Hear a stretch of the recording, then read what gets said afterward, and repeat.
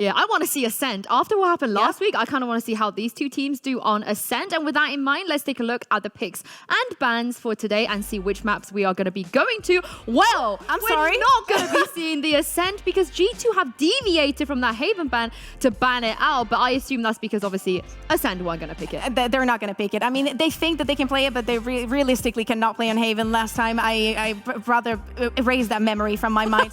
I think it's normal that ACEND is going to ban that fracture. Surprised that G2 is smart enough to ban that. ACEND Split, though. We were talking about the home ground that ACEND lost there on Bind, and probably Split is their new home ground. What I do not like about it is that the fact that they've kept this composition going for so long, it's actually, you know, facing on to the same fate that happened on Bind. You keep things the same for so long, the teams actually learn onto it at some point. I have a counterpoint. I think this is going to work miraculously against G2 because that is the Paper X Split comp. And G2 at Reykjavik did not like playing into that Paper X. That was the last time that they played Split. I think, like G2 have not played Split this stage, so I'm curious on what their comp's going to be. It should look very much different with how the meta's like shifted up and stuff.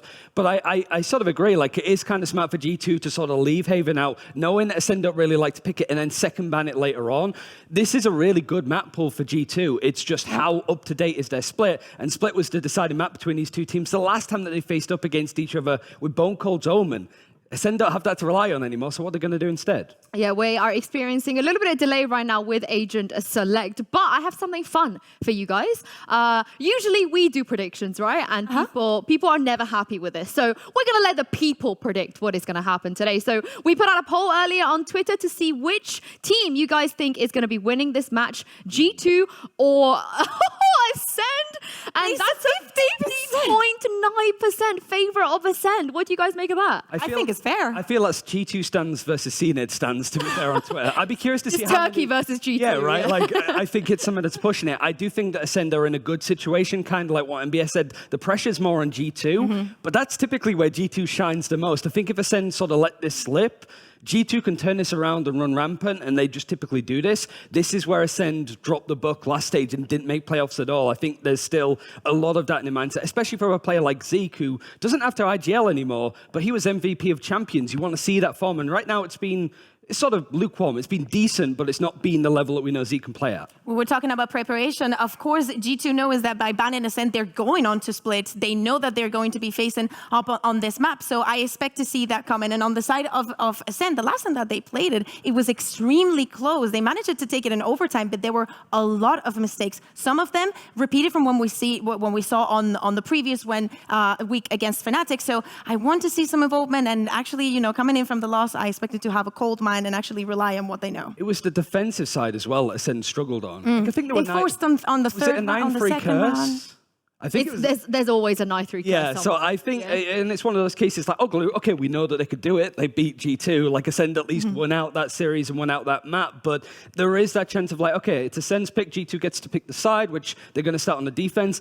ACEND have the side that they look the best on so far that we've seen. They just need to sort of like iron out the creases on the defense. Well, are you 50.9% confident in that? I'm very confident in, like I said, ACEND look best when they're the most unassuming. Like that's how they won champions. Nobody even looked at them until they beat Liquid and then went, oh, they're in the final. They have a chance of winning. And it's like, yeah, and no crap at this point. Like that's what ACEND can offer. I think they look the best when people are focusing on the other team. And a lot of people are going to be focusing on G2. I like because what you're saying, I feel like is exactly what G2 have, you know? They're the same. When people are like, oh, G2 are washed, you know, they're playing wacky things again, they have no chance. That is when they turn it on. So it does look like we're looking at two teams that are very good at performing under these circumstances. It was the same as when Kellogg's joined and everybody was like, no, Kellogg's, why are you putting him back? And then they started winning. But I actually feel like we're going to go to the third map. And for some reason, I feel like G2 might be able to close this one. It depends on how much ACEND is going to struggle on that split. Because we were mentioning ACEND obviously picked the map. So G2 is going to most likely, let's say, because Guild decided to do the opposite on the previous one against Liquid,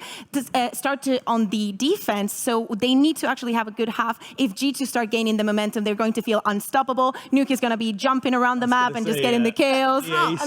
We've been there. We've all been there. And the problem is that they can translate that also to Icebox. How iconic would it be of a redemption arc if ACEND knock out G2 for the rest of the year until LCQ unbind of all maps. Yeah, I mean, I think FPX is going to be cheering for this as well because FPX are like just behind on points, I think, from G2, who have the most, but only by like 50. So if G2 knocked out of the chance for Copenhagen, those two instant qualifying spots for champions open right up. FPX is in a good position, and Ascend are not out of it just yet. Like G2, this is where they kind of shine. We haven't seen them play this map with this comp since Reykjavik. Yeah, but they lost to this exact comp. Yeah, so Ascend should how be much running. of a change? You still want to see Nuki on that raise. I mean, Ascend are going to have nightmares about Nuki's raise for the longest time anyway, but this makes sense. A lot of teams moving over to that Cypher and a bit of an adjustment from Ascend. So the thing is that they're going to go back to playing that Cypher. No more breach on the side of G2. Triple Yeah. split. I was going to say they really want to win that defensive half. I think that it comes down a lot to that. So I like the adaptation. Something that we wanted to see this stage is Meadow actually picking up different ages and different roles. So it's looking good, especially as you mentioned, for that defensive half. This double duelist, triple sentinel, unstoppable force, like a movable object. So yeah, this first half is going to be pretty crazy, but this is again where Ascend looked the strongest in their only one series that we've seen against Doglu. So yeah, I think that this is going to be a hell of a series, but every time that I've thought that and said that, it's been a swift 2-0 for one team. Even then, I couldn't tell you who's going to be the favorite in this one. Well, there's a lot on the line here, especially, like you guys said, the pressure is all on G2. I can't wait to get this match started and hand this over to your casters for today, Pansy and Hypok.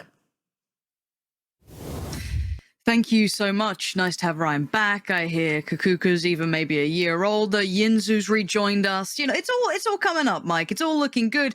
But they think this is going to be a close affair. Are they on some mad G2 hopium? What's going on? I mean, there's definitely an argument to be made there. G2 backs against the wall. I mean, this is when they have delivered in the past, but I haven't been sold yet. That's how I leave it here. Well, let's have a little look back at those players who hopefully will be pushing a little bit closer here, because we've got to see something to convince us. Okay, Mike, let's just sit here and pretend we've seen nothing but what's in front of us in this game right now. The agent selects, the map veto. Tell me let's kind of spin it this way. From G2's perspective, how do they best ascend here? Because we've seen the results from G2. They've been shaky, right? Like, I think that's a fair assessment. How do they win this? What's their keys to success here? I think it comes away with the composition here. Obviously, it's very unorthodox. This is kind of betting all on their defensive side, right?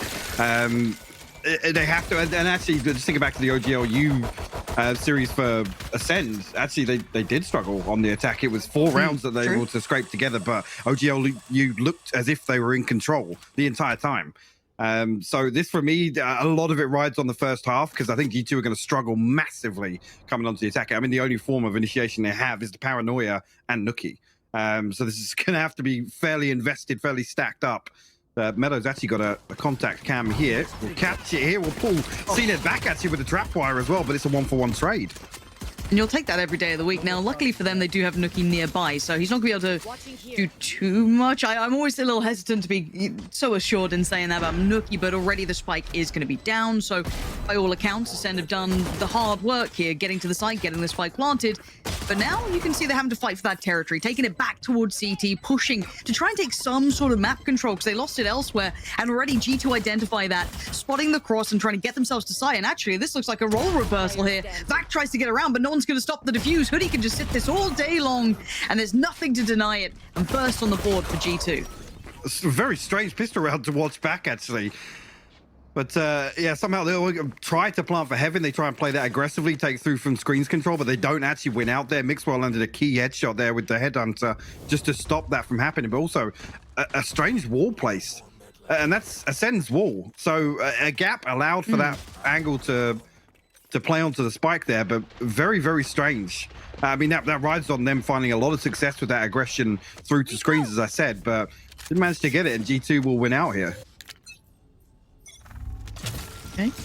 Said this first half, so much of it is going to be pivotal for either side, whichever we want to cut this, right? It kind of works on both sides. If you're a fan of Ascend or a fan of G2, not rests on this. You can see the map veto, and CNED can see a boombot on his forehead. And it insta-pops as well. There's no chance for even dealing with that. CNED will catch the heel regardless, but there's some information given across the wall, still not dealt with, so another 15 seconds or so left on that. Well, ACEND are just going to try and catch a bit of timing behind it, but G2 haven't rotated away from it. Obviously, after the boombots found contact, don't expect them to. Wow, my eyes are down. Mellow spy cam dealt with once again. ACEND have to re-explore here at the 50-second mark. Meadow's surely gonna, at bare minimum, get a fair crack of information. That double stack towards heaven is gonna be a almost instant swing. Just all about the timing. Here it comes, and actually they get at least a step in the door. Forced away, and there's the support system coming in. Nookie perfectly placed for this, punishing off the back of that one weight. And Meadow's unfazed as well, able to readjust, keep his life, and the spike down deep towards the site. Pretty disastrous to try and recover it. If there's anything up the sleeve for ACEND here, any damage to be done, because thus far, unless the UI is betraying me, not a point of damage until then. Hoodie, they get a little bit of chip damage, but beyond that, you can see the perfect trades. G2, 5 standing, it's pretty ideal. Yeah, a really good shot here at the bonus round. Whether they're going to see them... but again, you can talk about with this composition, it doesn't really suit or enable G2 to play how we know they like to on defense occasionally, which is to get proactive, right? Again, we have a couple of passive information gathering bits of utility, but I mean, other than Nookie and like I said, the paranoia, really, there's nothing for G2 to really rely on here to kind of dig a little deeper and maybe take away an opening engagement from ACEND. So that's something I've definitely got my eye on. If it's just G2 to sit back and wait to kind of absorb some of these hits from ACEND. As I say that, the bonus round, they are going to go exploring into mid. Love that. Love that. Nookie getting aggressive off the very rip of things. Already seen it punish. Probably a player you'd love to take out as well. Dull the blade that ACEND have. Now, of course, I said that the UI could have been an issue, and I've seemingly made it happen. Yeah, I've made it happen. Why have you done that? We're back casting together, Mike. And this is what occurred. It didn't take long, did it? No, it's round 3. It's round 3, Mike. I can't deal with this. Wall goes up, he's going to peel away from this. But do remember, CNED is down at this point, so ACEND trying to operate with just 4 of them standing here. So let's see what they've got cooked up already. At least they've got mid control, I guess, is one benefit to go forward for potentially this A crunch. But they still have to address this kind of forward-leaning hold that G2 have been somewhat leaning towards. That's your key engagement here between Monster. But we're going to pop the one-way once again. It will force him off the angle here. Mixwell actually tucked in as well. You see, actually, Zeke exploring his way into ropes here, and ACEND actually kind of take 2 different contacts across the map here. We'll find an opener towards B. Still got Meadow to deal with, and Nookie a little further behind it. Yeah, Meadow's position yet to be revealed does finally show his hand, but look at the damage as well. This is madness from G2. Those Spectres are looking like rifles. This is fabulous work. And Zeke, the undesirable scenario of trying to do Finds anything. the third as well. It's perfect from G2. This is... Look, I think there's something that Kukuka said on the desk earlier on that certainly stood out to me, and it does hold true for G2, that kind of wounded animal, right? But they become the most dangerous in those elements. Those rebuild times, you know, make or break, and quite often it does seem to make them, which is always surprising, right? But again, this is the start that they would have needed. This is, you know, something that they would desperately be looking to try and garner, and converting the bonus there is, I can imagine, only dreamy at this point. It is massive, considering as well, this should be a little bit of a shift in terms of, you know, the approach. I come back to this composition once again. It's how well they're going to be able to do what they've just done in this round, right? Nookie comes forward, finds a completely untraded opening engagement, and it's seen it. Everything. It takes a lot of the bite out of ACEND's composition on the other hand. Yeah. Well, it seems, of course, we have a technical pause. Like, how's the last couple of days been for you? You've been enjoying not casting, you know, watching me and Tom. Was that quite rewarding for you? Oh, very rewarding. Yes. Yeah, that was definitely the priority. Coming away from last weekend's broadcast, of course, not having COVID, obviously. Obviously. Right. Well, on that somber note, I do believe because of it, you know, it's a technical pause. We're going to take a moment's time, if I'm not mistaken, if our lovely producer did let me know that at the right time. He said yes. Okay, we're going to go to a short break. When we're back, hopefully all will be well, so do stay tuned. Dare to challenge yourself.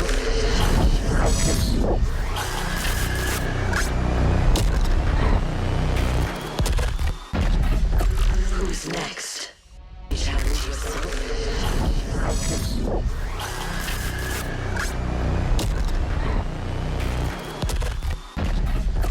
Who's next? Okay, thank you for your patience. Obviously, we were just allowing time for the Twitch chat moderators to catch you up on when Tens will be playing, where he's been, how he is. The pressing so issue. Thank you for that. Exactly. Yeah. We wanted to give you adequate time to address that, so thank you very much. But obviously, the HUD looks like it's back in business. Don't say that. It had a shut up, dude. Let me be excited, please, man. Please. Ascend's money's a bit poo here. It is. Cheaper money. Yeah, in the words of Ryan Central, a little bit poo. Couple of sheriffs to come into this one. Couple of light armors as well, actually. Ascend actually going to try and counter wall here. There's two members actually ready to greet them. It's the third to come through as well. Only Vac to find one onto Nookie. So no real progress made, but a rifle here. Mixer actually here to pick up the other side of it. Both headshots found, and G2 close out another one. And trying to get a little funky with it here with the counter wall, but again, actually to have three members still stacked up behind that just to play on the back of that possibility is kind of crazy from G2. Yeah, okay. Like, I'm waiting with bated breath, right? Like, I think if anyone's watched G2, you're kind of waiting for the penny to drop, where you're like, oh, and here we go. Here, you know what I mean? But this is looking super robust so far. Like, everything's looking really good. Some clean rounds. And I guess now you flip the script towards, okay, Ascend, how do you somehow break back into this? As already, we're in minimal HUD mode. It's just POV camp, which is very popular. So, Starzo going to catch the Free's first kill of his life, but a quick trade out for Hoodie. You got to look towards Mixwell again. Dips out of there, at least going to deny Monster a trade of any sort. And G2 keeping, I guess, Ascend somewhat caged, but Cena doesn't like that. Breaks the bars, finds Meadow, and gets a little bit of room to work with. Rez coming back in. And for now, Heaven's okay. It's somewhat safe, but the timing on this from Abova isolates two trying to push towards Pillar. The swing's good, but the outplay from Vac is fine, as now G2 just down with two. Hoodie coming back through here, found by Zeke. It leaves Mixwell standing in a 1v4. Saw the force popped, but 72 HP and expecting the swing to come through from Monster there. And finds it. Ascend actually a little bit of a pace change does suit them well after G2 in the right place to greet that, right? The first two kills, what was it, 2 for 1 actually initially coming through in G2's favor, but Ascend able to stabilize that Heaven control. I was actually looking back in their previous round, it didn't look as if Ascend were even remotely close to their kind of first cycle of ultimates, but on the back of that round now, looking a lot healthier. I mean, notably looking towards Zeke and CNED's ultimates. We'll see with the res being invested already, but it's interesting to see as well, Stars are a little bit disconnected from that play. I'm not sure if the paranoia was sent or not, but G2 still caught off guard from his position in sewers.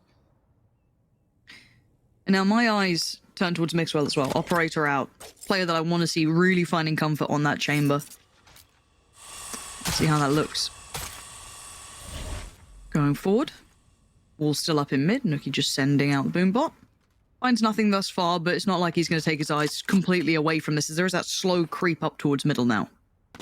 That's Zeke. I think it was an accidental step there, but gives away a little bit of information. And then on the back of that, do have to deal with the wall. CNED actually swings through. That's going to trigger the showstopper. Does he manage to get away from this? So he sends it a little bit more damage, but somehow CNED still standing.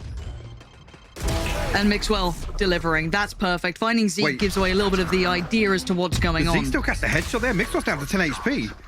Jeez, I guess so, but that's all he needs.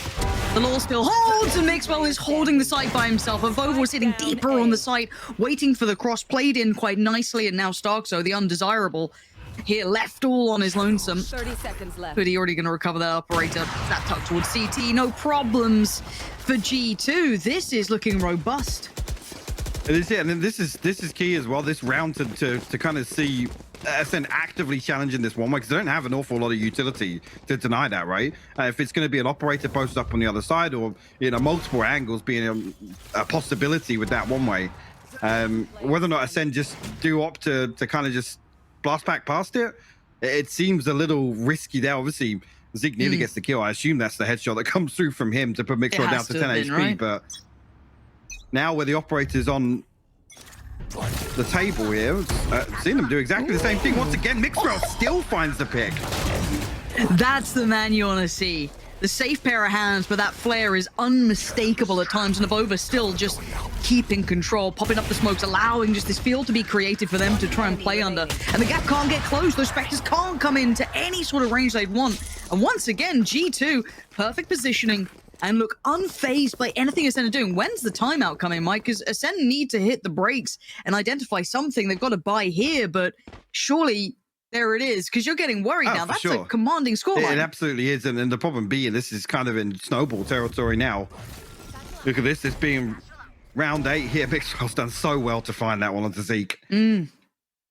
And again, once this operator comes online for G2, that's when you expect them to want to slow down some of these early rounds, right? Try and just rely on, forcing Ascend into, playing these kind of contact executes, shift walking through. But Zeke's the one that ultimately pays the price in that regard. I see not really an awful lot of value actually between CNED and Zeke so far. 1-6, 1-7. Obviously, Ultimate's online now, but it's been the case for the last 2 or 3 rounds. Yeah.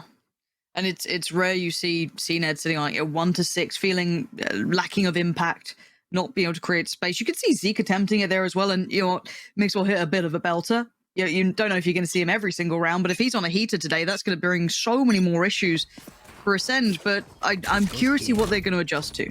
Because so far... You come back to the OGL users I was talking about, where they did struggle on attack, right? But statistically, I mean, I'm pretty sure Zeke still came out kind of breaking even. Cena, I think, finished -6 in terms of kill differential, but this is a concern, really, because they were still putting up kills when they were struggling on attack. Here, they aren't. They're being completely locked out here.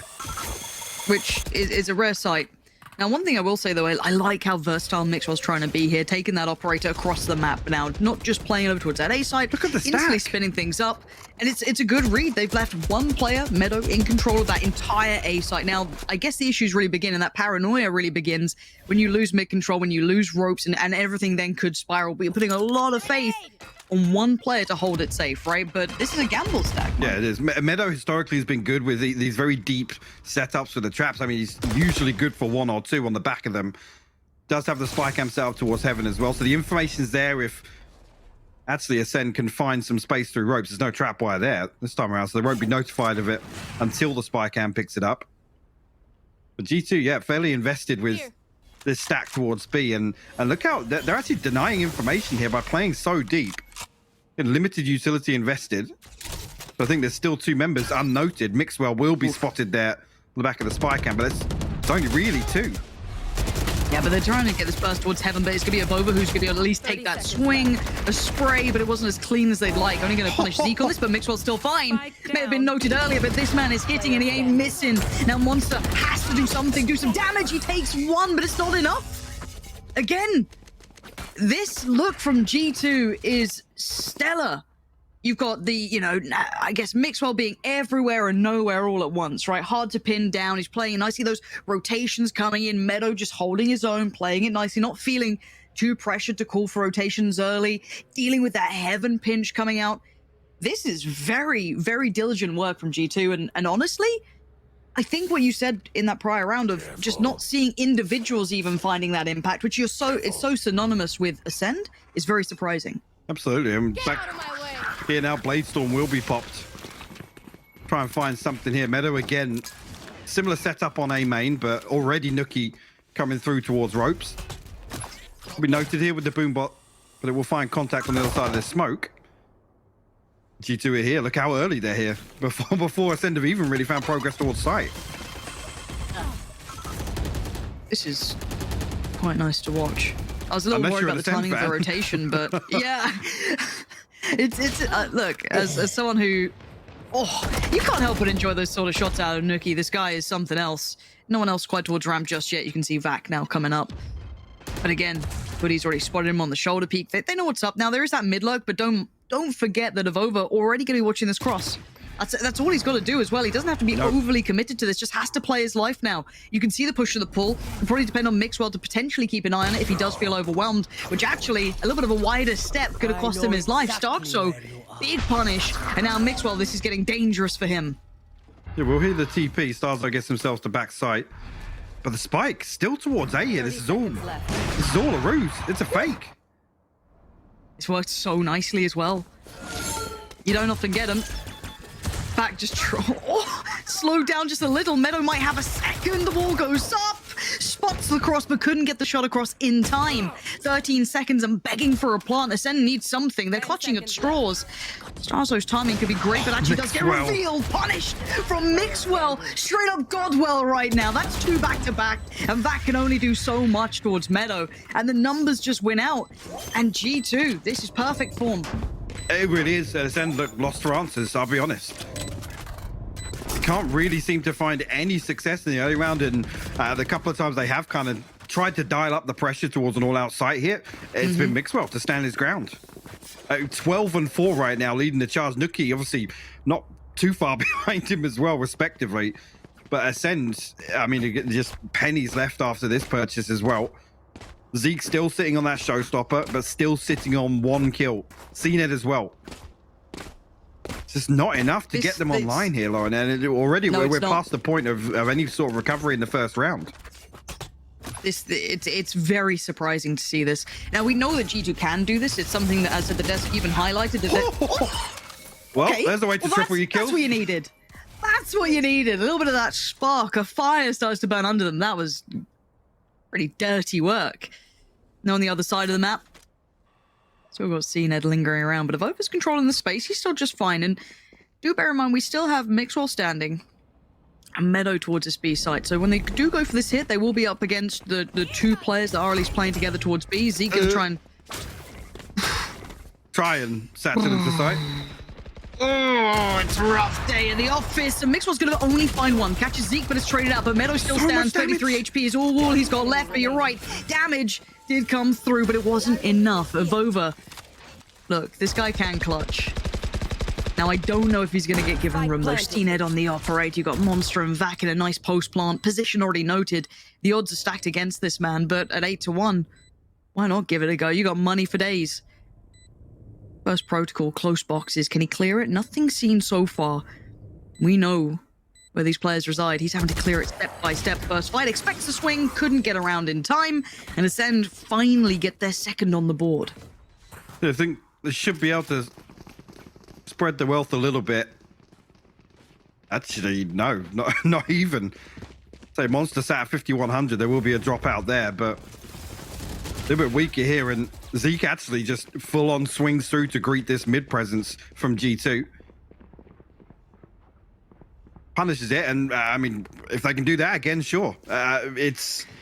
Yeah, you just need a player to get a couple of kills every round. And hey, this lineup can sometimes have that, right? But all right, Zeke, do it again. But look at it. I mean, G2 have only ever challenged ramp a couple of times, and the paranoia sent through, similar to what I was saying with the composition at the start, right? The only real initiation tool they have is that paranoia. Everything else relies off just finding these opening engagements. If G2 can continue to play this deep, like I said, they're just denying. They're not even giving Ascend the chance in most of these rounds to find these opening engagements. That was the first almost overextend, and that was it. And it doesn't even get picked up on. No trade for it either. There's nothing much to this. And you're right, look how deep they are holding on this. Mixwell already adjusting over towards that A side of things, but it does look as though the pinch is coming through towards Heaven. And Hoodie, it's still good for 2. Still good for 2 on this, and Mixwell is there in the blink of an eye. Takes 2 more with him, and leaves only 2 standing for Ascend. And they already know where Monster is. Maybe not to the exact pixel, but they're found in the end, and Mixwell outdoes CNED. This man is everywhere at once. You cannot get out of his vision. As well, the tour de force kill just makes it so difficult to get out of that as well. The res comes through, it's punished immediately. Like I said, the opening engagement there, Hoodie finds himself in a 1v3. That's a triple swing through Mayo and still finds 2 kills before falling. Very impressive. Again, that's what it relies on from Ascend. It's just dry swinging. Other than the boom bot, the paranoia, once they're burnt up, it literally just relies on stacking up player numbers, and those engagements haven't gone Ascend's way at all. A reminder, this is Ascend's choice. Icebox on the horizon. Now, there is a judge in this smoke. CNED gonna use his to try and clear through, but that just seems like a death trap waiting, and a rifle to be switched out to if needed. Money not really a problem for G2 in that regard. Oh, it's so good. no. It's so good. This is ridiculous. Vova denies the vision. Mixwell plucks him from the air, and Mixwell is feeling this game. He finally falls to Monster, but the damage has been done. This puts it down to ACEND, Starzo, and Monster to make something happen out of what feels like nothing. Vova's still on the site, identifies that Starzo could be on his own, swings back for it, can't get it, and ACEND hitting the shots. They're winning those fights finally, as Nuki and Meadow, the last two alive. Showstopper available for Nuki, though. Starzo dealt with immediately, and then Meadow finds the drive-by on the second. Get out of it. Now you need some of that ACEND magic. You know he's in danger. Nuki can just clear this if he wants to. Doesn't need it. Meadow is there. What the hell is going on? What a commanding half from G2. It's 10-2. I Bloody mean, hell. you're almost relying on the 9-3 copium there. The ACEND have got a shot here. Oh, you're praying for it. You're praying for that. But, I mean, the main objective with this composition, right, was G2 to find as much value on the defense as possible. And they've given themselves the best possible scenario here to close out Split. Bloody hell. And again, there'll be those G2 fans going, wow, you guys doubted them at the start. Of course they were always going to do. Tell me that when you watch their previous games that they look this good. Tell me that. Because this looks like a whole different beast. Again, when did you see Mixwell having one of these heaters? Like, he's had a bit of a hot and cold performance as of late. He's been okay, but an 18-6 everywhere on the map. You've had Meadow being super solid. Nuki not having to be the highlight, but just kind of filling that role. It's been lovely to watch. And again, on the other side of things, seen it on one frag. It is not a regular day at the office right now, but it is something to watch. Or he's also taking a rack of damage, gonna get himself healed back up. And Mixwell just gonna pick things up at the very start, takes out Zeke, and now suddenly the map feels very, very divided. So Vac actually gonna stay on the backside of this wall here. As Starzo has to now pick up the slack towards middle. G2 kind of created a gap here. I want to try and follow through on it as well. Mixwell almost actually catching Vac as that wall does drop. So it's going to have to be a slow work from G2, but coming through here, actually, you're going to find safe passage already. Like a pill. What? Get out of it! Get the hell out of here. Mixwell is he's just beaming him down. You can't miss. He actually cannot miss. I mean, you said it right. Godwell. It's Godwell today. We've had Misswell. We've had Mixwell, the in-between, but this is straight up Godwell. This is the three shades of this man. It's unreal. Now, you know what, Monster? Good luck, mate. 1v4. Not heard this one before, Mike. Not been a story I've heard of, and Mixwell's just on it. He's absolutely on it. And that, I feel like, is almost the nail in the coffin here for ACEND. I mean, now at the crossroads, do they force in here? It looks as if they're considering it. To try and fight back in. Actually, Mixwell looks as if he's going to throw a Phantom in the mix as well. He finds both of them. That's... I mean, It's the second that kills me. there's like 3 or 4 of G2 stacked up there, and it's still just the second they swing. 22 and 6 now, Lauren. He's Yes. having a day. He's having a game, isn't he? We'll see if it continues. I love the idea of Mixwell being activated, finding that little bit of comfort in the role and in the roster after the shuffles and just rolling it back, right? Like, this guy, when he hits that prime form, it's beautiful to watch. Same with Nuki, same with a lot of the players on G2. That's why this roster is always so hard to pin down, because their highs can be untouchable, but then sometimes you can see those cracks. But right now, we see nothing but that golden sunshine that they can bring. Starzo's again. lucky to be alive. Yeah. He's a lucky boy. Takes a load of damage on B main, has to take the heal. Well, G2 look to follow through on that damage. Yeah, with the weaponry here. Even Starzo holding on to the Sheriff here, it's going to be difficult. Vac has to play close up with that Stinger. Give himself the best opportunity. And Hoodie actually finds Starzo through the smoke. I mean, G2, they can do no wrong so far on Split. They're finding so many engagements. Just go their way. They ultimately shouldn't. Okay, other than that, Zeke finding a wallbang with the Stinger. I think he was pretty low on the cross. I think he was I didn't jumping even think across. that thing could shoot through anything, to be honest. 30 seconds left. I don't... Yeah. Now, at 11-2, though, I think you're right. Everything they seem to touch turns to gold. And Steenhead not having the best of days. Monster's still alive, though. Going to buy time and some pain on this cross. They actually might be starting to become a little bit impossible. Mixwell only good for one this time. Can't trade effectively, and hey, converting a bonus, or well, a force at this point, would be a necessity for Ascend, and they actually manage it. Zeke with the stinger. Gonna find 3. This is how they... Oh, he didn't even pick up the Phantom. There was a Phantom down. What? He swapped out to another SMG. Good. And you know what else is good, Mike? Technical pause. That's great. It's great. Feel that momentum building? Yep, Nah, nope. It's gone. It's gone. Not allowed. There was a little bit of an alarm of fun was being had. We got to slow that down. Not allowed here in EMEA. Well, already, you come into round 3, Mixwell with what's happened in the first couple, there. one away from the Tour de Force. So potential here for G2 even to swing back in after losing that force purchase from Ascend. Again, you look back to it, Zeke's had a couple of hot rounds now, but Cena still sat at 2 and 12. It's until he gets the operator online on defense. Again, you got to assume that trend will continue. Definitely not looked as sharp today. No, and that does, you know, if we look beyond just this scope of this game, 11-3, you do have to start considering the rest of the map pool.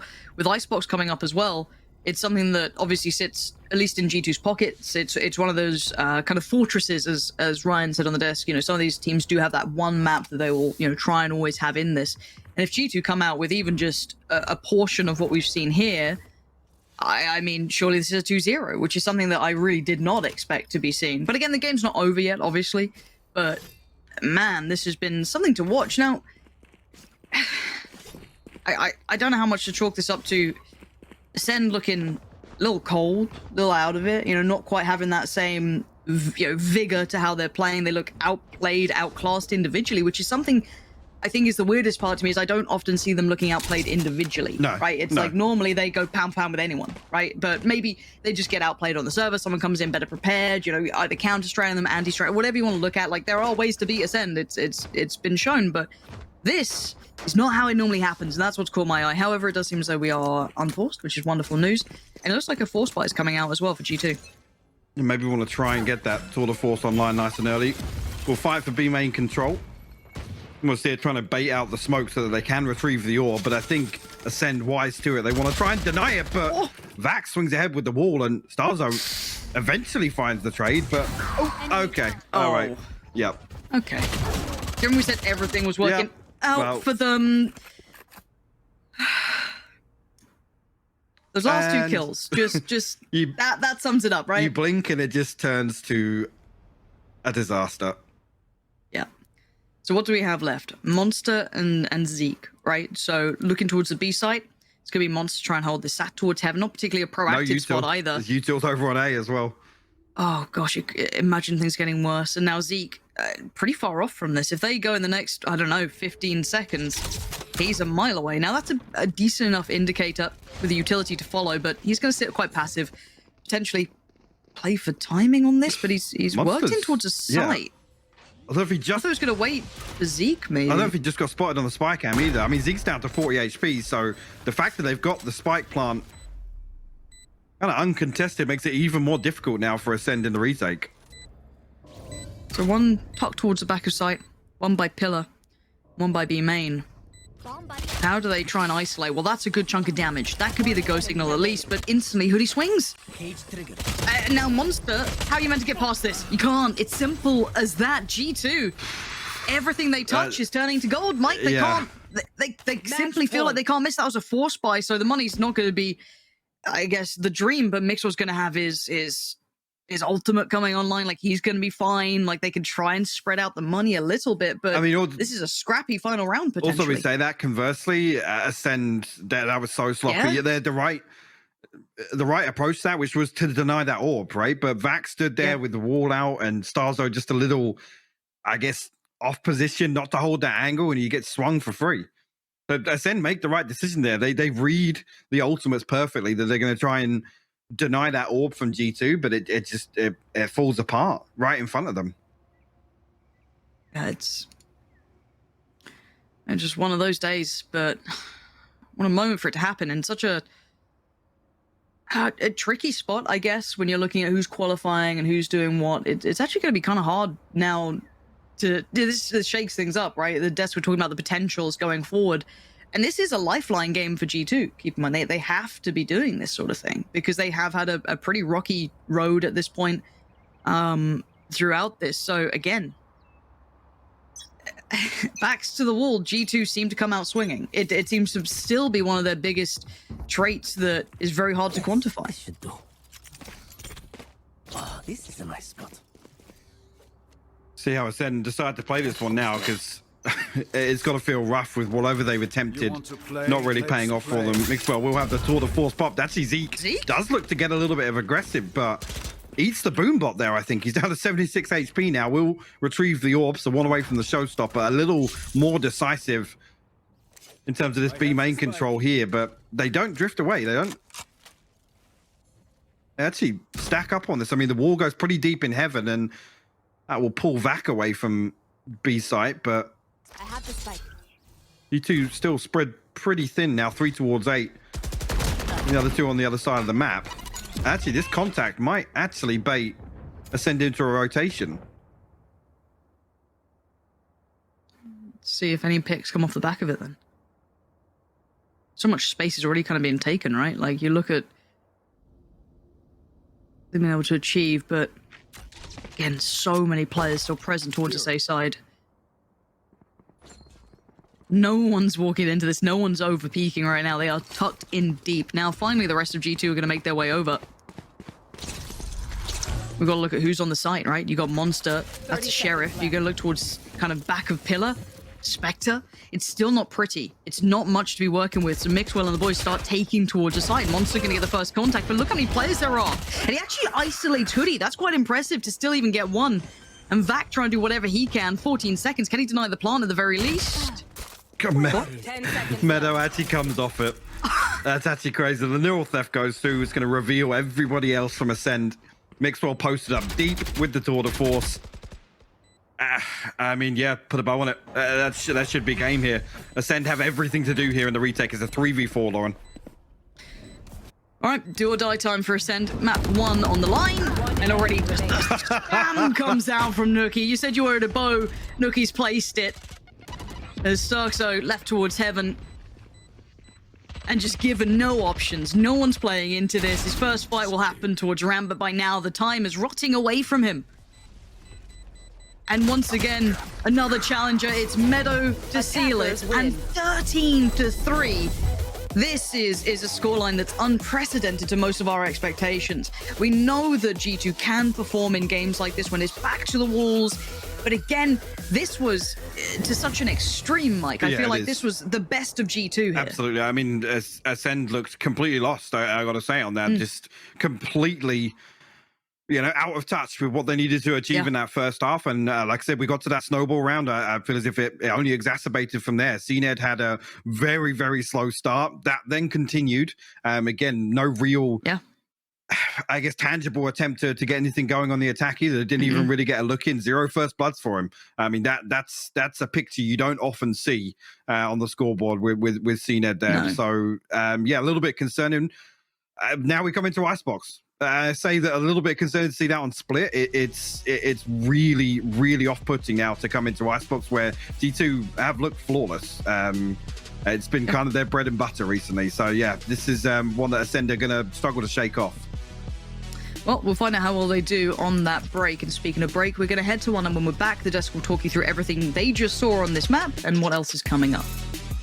50.9% of you guys on Twitter did not believe in G2. Well, G2, they don't care. They love proving people wrong, and they're doing what they do best. I'm back here with Ryan and Kakuka on the desk. I don't think we expected a performance of that level of dominance, Kakuka, going into this match. Where do we begin? I mean, I have to say that the defensive half of G2 was something else. After they got that bonus run where they decided to go on the aggression, understanding perfectly how ACEND approaches the map, map and how they can build an advantage over them, I saw it done. I just saw it done. They just look so good, so comfortable. It was just such a good read as well because like G2 were playing so much like mid pressure, and then we saw the timeout come in from NBS where like ACEND adjusted to have more, and G2 had already prepared for it. It felt that G2 had a read even when there were timeouts coming in from ACEND. G2 adjusted to it near enough instantly. This was as definitive as you'd need from G2 to pull himself out of this treacherous situation,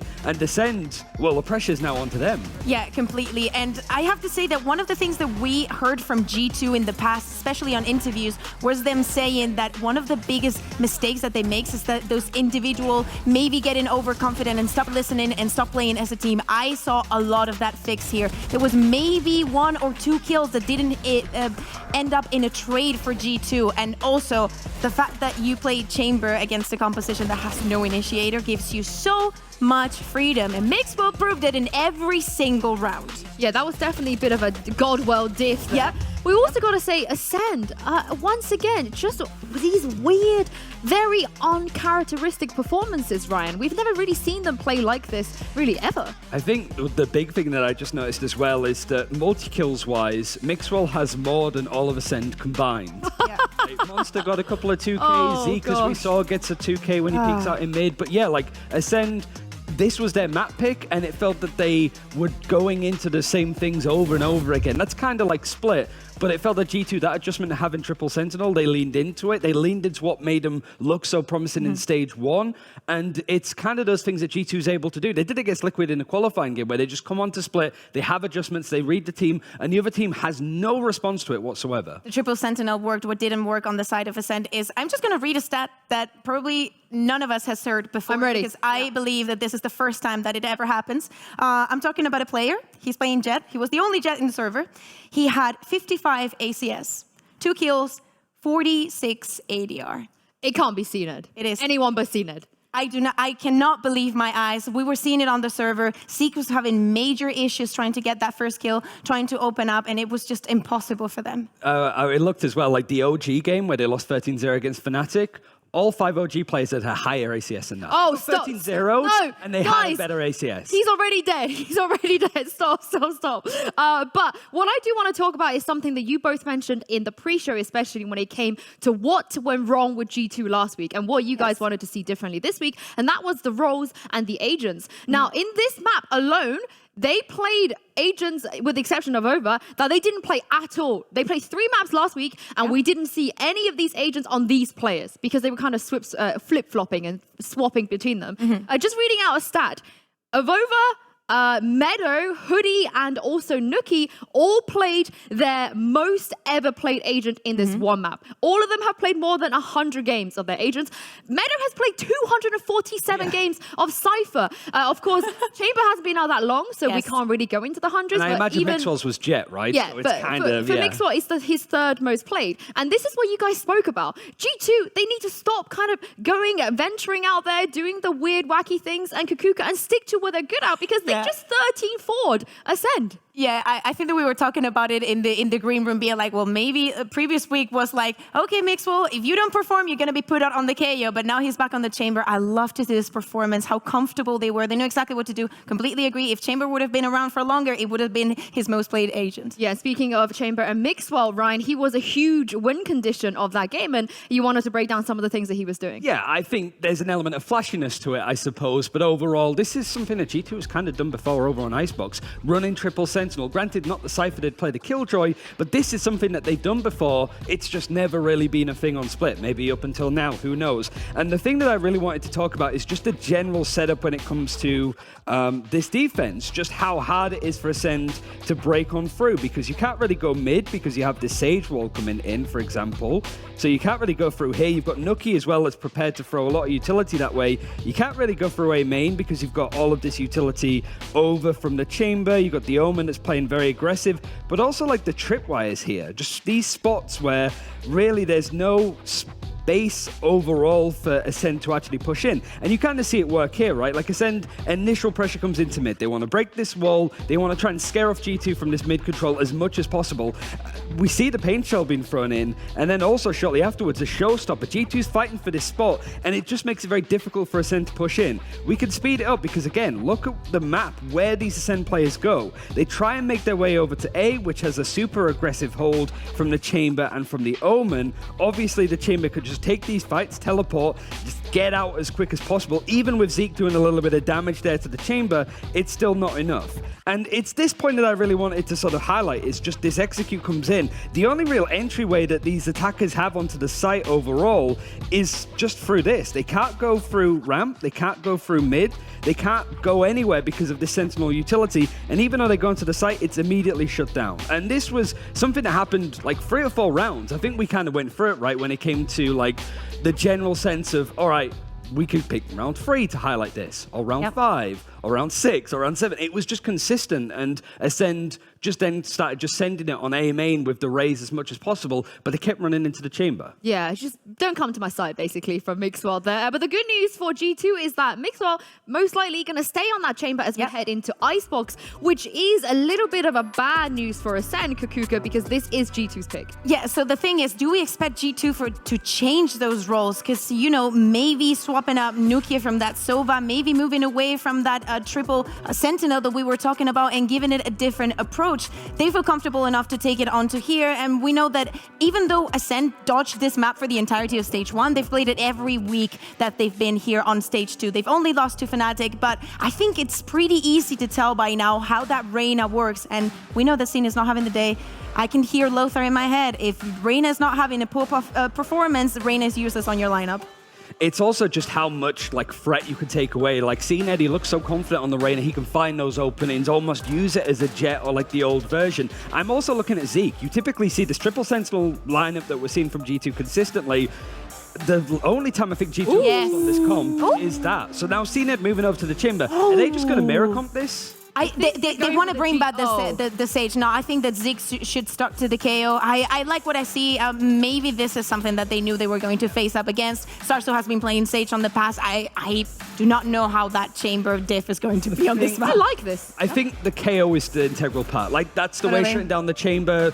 It's how utility is read from Zeke. If he throws the same, like, knife that goes onto yellow, for example, that's easily cleared by teams. They're so used to it now. So Zeke needs to bring something to the table, put some pressure onto Mixwell to stop him from pushing up and being aggressive. Zeke shutting down Mixwell, I think, is the most important thing. It's irrelevant. The Reyna was irrelevant. Moving up to the Chamber, it's going to be interesting to see CNED on it, but Zeke has to shut down Mixwell. It's his job, I think. Exactly. What they did not have on Split has to be the difference maker, and especially because they're going to be starting on that defense, they need to get as many rounds on the board as possible, and we need to see CNED, you know, actually performing on the Chamber and feeling more comfortable than we saw him on the previous map. Well, G2, they did amazingly on the first map, but they have to keep winning if they want a chance in playoffs. Pansy and Hypok, I want to know, do you guys believe in them on this map?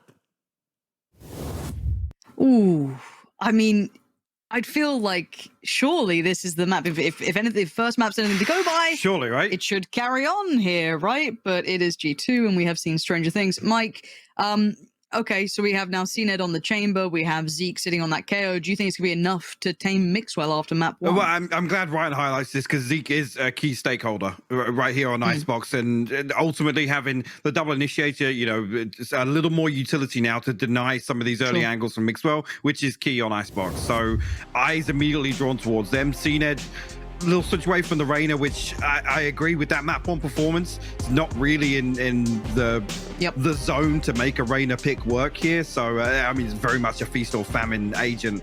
If you can make it work, yeah, great, you can justify it. But I think with that map 1 performance, it would be difficult to do so.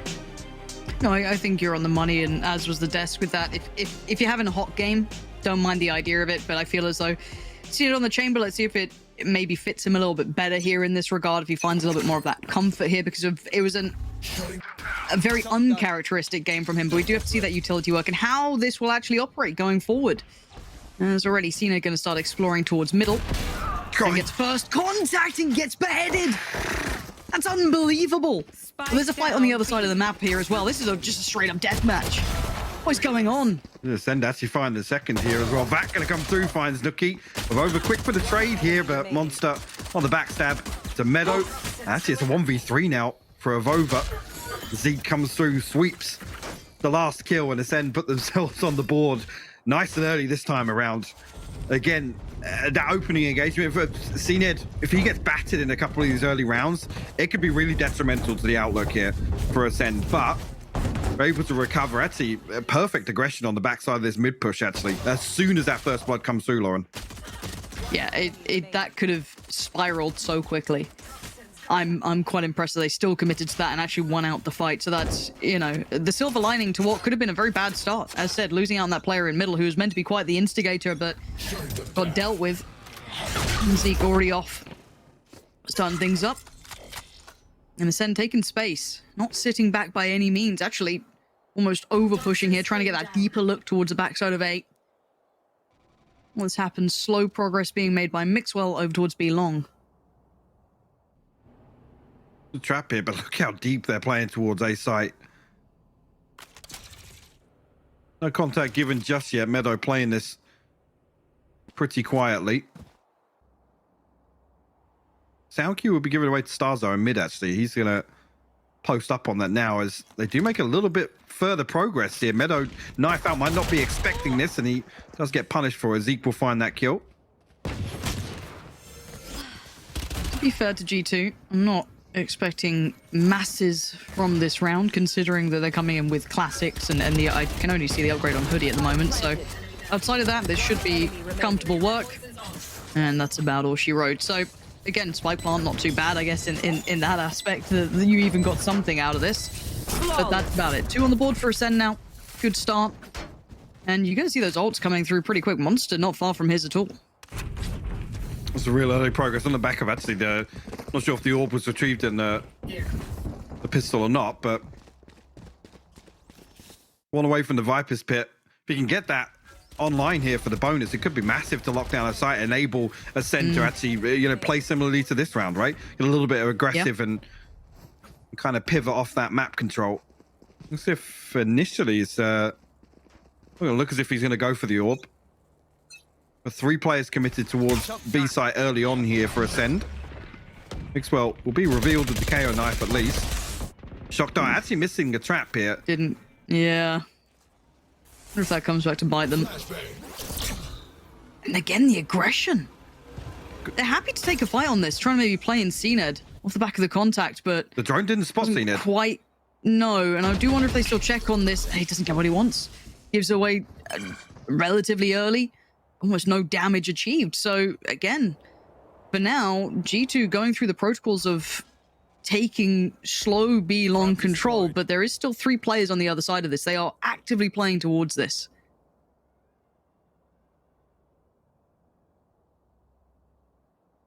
Looking now, creeping closer and closer. CNED still in range of his TP.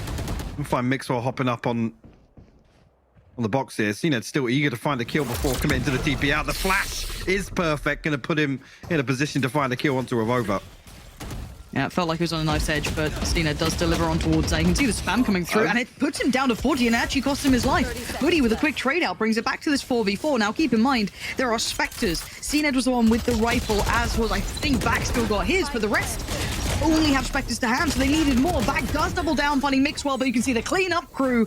Nukie is there, and it's 2 still standing, 2 rifles remaining, and G2 getting on the board. An absolute brawl here for B site. I mean, Ascend desperate to try and prevent the spike from even being planted. Back from the shock dart kill and the second, but the trades just go perfectly for Nookie. Lines up 3 in quick succession there. We were talking about it previously. Now the Viper's Pit available. Vac, 1 away from the Hunter's Fury here. A decent opportunity here for round 4. G2 come back in. Actually, a Guardian. The only thing Hoodie can must is get out on the back of 2 spike plants. A little bit of a buff to the finances, but looking to get clear out close here. This time around, CNED forced the TP nice and early. Forced him off this angle, but nobody actually here to fill the gap to punish Zeke. As I say that, though, Mixwell still will thread the needle, finds that headshot. Will create an opening here for G2. That's massive. And again, you can note where Starzo and Vac are. They're still somewhat posted towards middle. This puts a great deal of pressure into the hands of CNED over towards that B side. He's still somewhat safe enough. Obviously, we know this and they don't, but already ACEND going to try and support CNED. They have that ultimate on the other side. Viper's Pit is still very much controlling that A site. So funneling G2 this way, and we already noted before, that brawl that came down on the site itself, just in that prior round, might be similar scenes. You can see them already trying to invest a little bit of utility to ensure nobody is slow creeping towards A. And for now, with 40 seconds left, they will once again look to be committing towards B. I say it's interesting. Vac did just come back over to check A site after this wall kind of prevents a B split.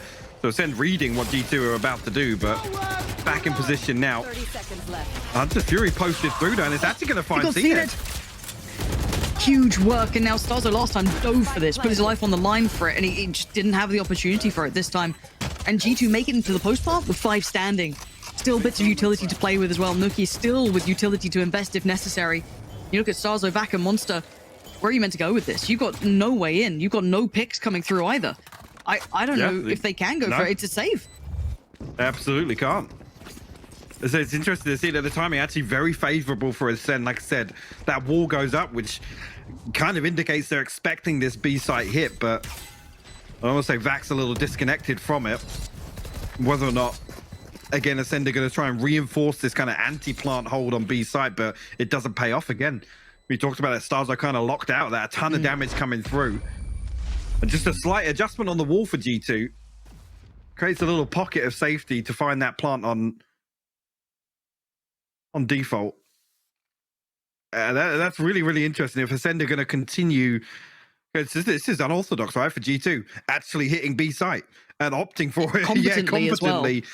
So whether or not this is going to kind of, you know, throw a spanner in the mix in terms of ACEND's expectations here for G2's attacking half, and whether or not we see a massive adaptation. I was trying to wait till the full-on gun rounds came in, but it's happened, and G2 were happy to commit to that B take, and they were fighting for that early control. And again, it's kind of the fear of a hit, right? The fact that you know you're playing G2 on this map, you know that A is really well drilled for them, so you have to play a little bit to that. But for now, as I said, G2 showing that they have depth to this now. They've explored beyond just that A piece, and this B take is looking pretty robust. I haven't seen quite the answer yet from ACEND, but this could be the chance for Monster. It looks like a dry hit coming out from G2, trying to maybe wait a little bit more, just burst towards the side, but it's not worked well this time. They're going to lose that first player forward, and now finally an advantage for G2, excuse me, for ACEND, even if it's for just a moment. It's key though, this Hoodie to fall first as well. Nuki with this lurking mid going to find an opener here. Monster still isolated on site, but he does deal with Mixwell. And Vac finds his own value as well, playing from that top side of sight. Meadow quickly trades it out, but it is a player advantage. And CNED swings, and CNED falls 2v2 now. Bear in mind, it's a Spectre with Zeke. It's more ideal. The spam is good. Monster single-handedly trying to win this round. Dips away to safety for a second. Tames Meadow. You can see that slow creep on the back lines. That's coming out from Zeke. And there is the delivery in the end. Zeke, the timing was perfect, but it's all down to, my mind, Monster. His ability to control that site, but that almost dry piece from G2 was pretty bold to bring out. It was, and I think, yes, Monster, great to highlight that, but it's the fact that Hoodie falls first. This entire B site hit relies on that wall. That's how they've got away with finding these plants in an anti-plant approach from ACEND. The fact that he's the one that's kind of swinging wide here, you'd almost expect somebody to be in a position to take first contact for Hoodie. Allow him to put this wall down. Keep that utility just that bit safer. Looking at the buy coming back in. Cena not far from his ult, but he needs to get it now. Should be ready to go, so you can fill that void. And Vac on the other side with his ult as well. So trying to spread the wealth a little bit, keep that economy as best built as it can be. Mixwell noting where that utility was invested. And that should put the fear of God into ACEND now. Monster, though, really well equipped last time to handle this. A little bit of an adjustment, tries to spam through, and you can see that they're trying to actually deeper wall this time. It's the DRX adjustment. They're going for a very, very deep plant towards Snowman here. Hunter's Fury invested off default. Again, this plant unable to find it, but ACEND actually find 2 kills in the mix. Now this is... Oh, the timing of over! Looked that way for a moment's time, but he gets the punish, and just it's all down to Mixwell. A 1v4. This is looking good for ACEND. They have the numbers, they have the bodies on the site, and he just simply doesn't have the vision towards it right now. Has to get a punish, and he can't do it. Starkzo's there, and ACEND stabilized in a very necessary round. Sure, I love the awareness to switch things up there, knowing the Hunter's Fury is online. Again, expecting Monster to try and, I guess, dip his toes ahead of some of the audio cues there, but he doesn't. And ultimately, I think G2, they have to follow through on that. I was talking about DRX have done a very similar execution here on Icebox, but it all relies on taking very deep snowman control. I think actually initially, well, his 2 kills come through as that spike's being planted, so there's almost one body you can write off in terms of Hoodie being committed to that plant, but the timing ultimately is what bails ACEND out in that scenario. You want to play? Let's play. Now the buy on the other side, you got to look at it for G2. What a Bulldog for Meadow and the rest. The only real highlight to that is going to be Mixwell.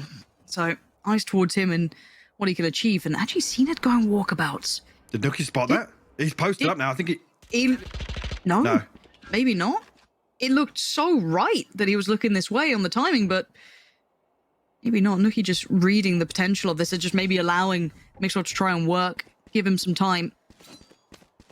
Cena's going to be close enough to hear these steps, though, but look at where the spike is.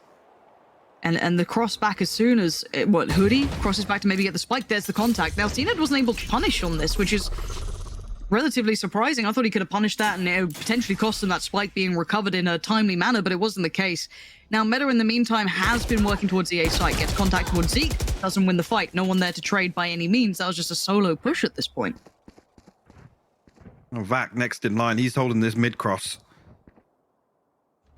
As Mixwell checked the lower angle, though, he's going to tuck up right under tube. 30 Vac seconds left. playing this one right. Patience will be the virtue, won't it? Starzo on the other side, trying to find the timing. Doesn't need it. It's Cena to find a Vova. Starzo, though, looking back towards the site. It's a little rusty on moments, but it should be enough to get him across the finish line here with 13 seconds left. If you're just looking to do damage, Mixwell not really afforded many opportunities as Nookie is doing some damage. Now, he's actually got the spike to hand, and I don't know if he can actually get a pawn out of this. He's tried it. He gave it a damn good go, but Vac puts his life on the line for it, and Mixwell can't convert it. So ACEND carry on forward, yes, losing 3 players, but at this point, you'll take the rounds on the board after map 1. Absolutely, and a 3-round deficit for G2 to work their way back into. But now getting G2 and their ultimates online. Nookie one away from the Hunter's Fury. Obviously, the Tour de Force being burnt up in the previous, but a couple of key ultimates here, and ultimates that enable G2 to now resort back towards A site. They have the lockdown to clear through. The Zeke burning up his ultimate as well means that can't really deny any of this space being taken on the back of the lockdown. Of over having that Viper's Pit. Lots of damage done here, but again, at this point, ACEND ultimately have the advantage in terms of the finances. If Mixwell finds that kill actually onto Vac, there is a reality where they're able to recover that round. Like you said, Vac just desperate to come through and deny that. ACEND actually, on their side, the ultimates struggling a little bit. No Hunter's Fury, so whether or not Zeke's able to deny the lockdown with his fragment. Even maybe the shock darts of Vac, but... yeah, I think actually a couple of previous rounds you see towards B where he's actually investing his shock darts to remove the nano swarm and some of that post-plant strength on the back of Meadow's utility. Haven't seen him invest in them too much in the early round. Yeah, and for me now, it also becomes that mental game of, okay, well, when does G2 just start hitting that A-side take, right? And look at this. CNED, eyes from the sky, but does Meadow swing it? How long does he hold this for? That's such a disgusting angle. It's filthy. Yeah. It's out of the list of everything to clear. Did Melo just spot him with that shoulder peek? Did he shoulder peek? What seen it feels as though he's been potentially seen, so backs away from it. And again, this is that mental game of trying to work out what the plan is from G2 after this timeout, because traditionally you'd imagine they'd fall back to that A take, right, going back to what they know, but it seems like a little bit of a delayed hit coming through back towards B. But what have they identified? What can they work around now? And Mixwell's got the operator out, but again, we've seen Monster pretty much holding the line pretty comfortably now. The rotations have been good coming in. It looks like the KJ out's going to come through, so maybe this is the difference they were looking for, just that capability to clear sight. and still have space to play towards Snowman, but let's see. We'll find the plant. Got the setup here. Viper's Pit rings through Bloody as well. hell. Everything thrown into this round from G2. Desperate to get a third on the board. Let's see what ACEND can do here. A full 5v5 in the post plant. Cena going to open things up first, though. Yeah, nasty shot towards Mixwell. Hoodie going to pick up the mantle. Doesn't even see him. Does not even see him. No shot. This monster wants to try and close in. Slow down. Another Hoodie. blind He's just not seeing targets. He's gone for a cheeky res. And back threads the needle. Gets two, but it's the last three. How are you going to clear them? You even got that kind of reposition deeper in middle coming out as well from Nookie. It just ain't happening. I mean, okay, Hoodie, replicate that a couple of times, and I guess you'll close the scoreline in, but bloody hell, that was ridiculous. Wow. I mean, the first coming through, the blind op shot lands, and Sure. then finds the second, which is, it almost feels like a one-tap headshot. Yeah. That's unreal. But G2 throw everything they had into that. I mean, look at the was a byproduct. kitchen sink flying past there, Mike. Absolutely. It's a little bit of work to do to catch up in terms of this next ultimate cycle, but need to at least keep the scoreline close. Brings it back to Certainly a do. 2-round difference here. Ooh. Okay, so they've cleared Meadow's turret this time. I do want to see if they're like what the adjustments Well, are here, because you saw that Cena tried to have Yeah. that fight early on again, identified that that's where we've seen early presence from Meadow. I like seeing this like attempt at kind of finding out what the plan is, what they're playing, and that's a dangerous little cross to go on there, Starkzo. ACEND are almost anticipating G2 to resort back to this A-side hit, right? But it's always a slow burn. So this early progress kind of being nullified. Mixed up. Okay. Now we're just finding blind kills now through the walls. Look where that death marker is. It's NPC, literally. it's ridiculous. I mean, look, Mixwell couldn't miss before. That time, finally hits. Now he can see a player. It goes wrong. Yeah. All right. That was a That's how it works. disadvantage. There it is. You got to just completely put utility in the way, and he'll absolutely thrive. Now, Life Plant denied for this blow, and actually Hoodie punished so much trying to peel away from that just for a second of safety. But can they clear the side? No. Back still finds Nookie. The trade's there for Hoodie, but again, look at Hoodie's HP. He can't really back out of this. Zeke with the punish, but the Nice trade trade. comes out. Huge trade. Puts it into a 1v2 now. CNED slowly creeping towards the site. 15 seconds to try and keep this in control. Spike finally back in Gotta swing hand. this. He has to try and contest this. If it gets into the post plant, surely he's cooked. And he tries, but he fails. It's Meadow waiting and watching. And the gap on that scoreline is closing in now. G2 finding a little bit of stability. I mean, by hook or by crook, Mike, it doesn't feel like these rounds are repeatable. You know, that mad investment of the ultimate, shots coming in through walls, barely able to see, but it's working. Absolutely is. And this is one that could define the rest of this half, to be honest. Look at ACEND's finances now. Yes, they have the ability to get a couple of ultimates online. Tour de Force, Res, and the Null Command all one away. Hunter's Fury already available for ACEND. You're going to try and deny this 4P on 8. Nobody actually going for it here, but G2 stack up now. In the one round that ACEND weren't set up for it. They have to play very deep now. Starzo and Vac tucked all the way into backside. But look at ACEND. They're scrambling to find 5 bodies for this rotation already. This is what they've been scared of. This is the panic button. This is the panic button being here right now. They're like, it's finally happening. We took our eyes off the prize for a second, but this could all be still somewhat of a fake. I do wonder if G2 pull the plug on this at some point. They're looking for the punish. The timing on this, the fight, the brawl, and it's CNED to double down, but it's all traded out. So effectively, we're still in this 3v3. The ult's coming through, though. The investment off the back.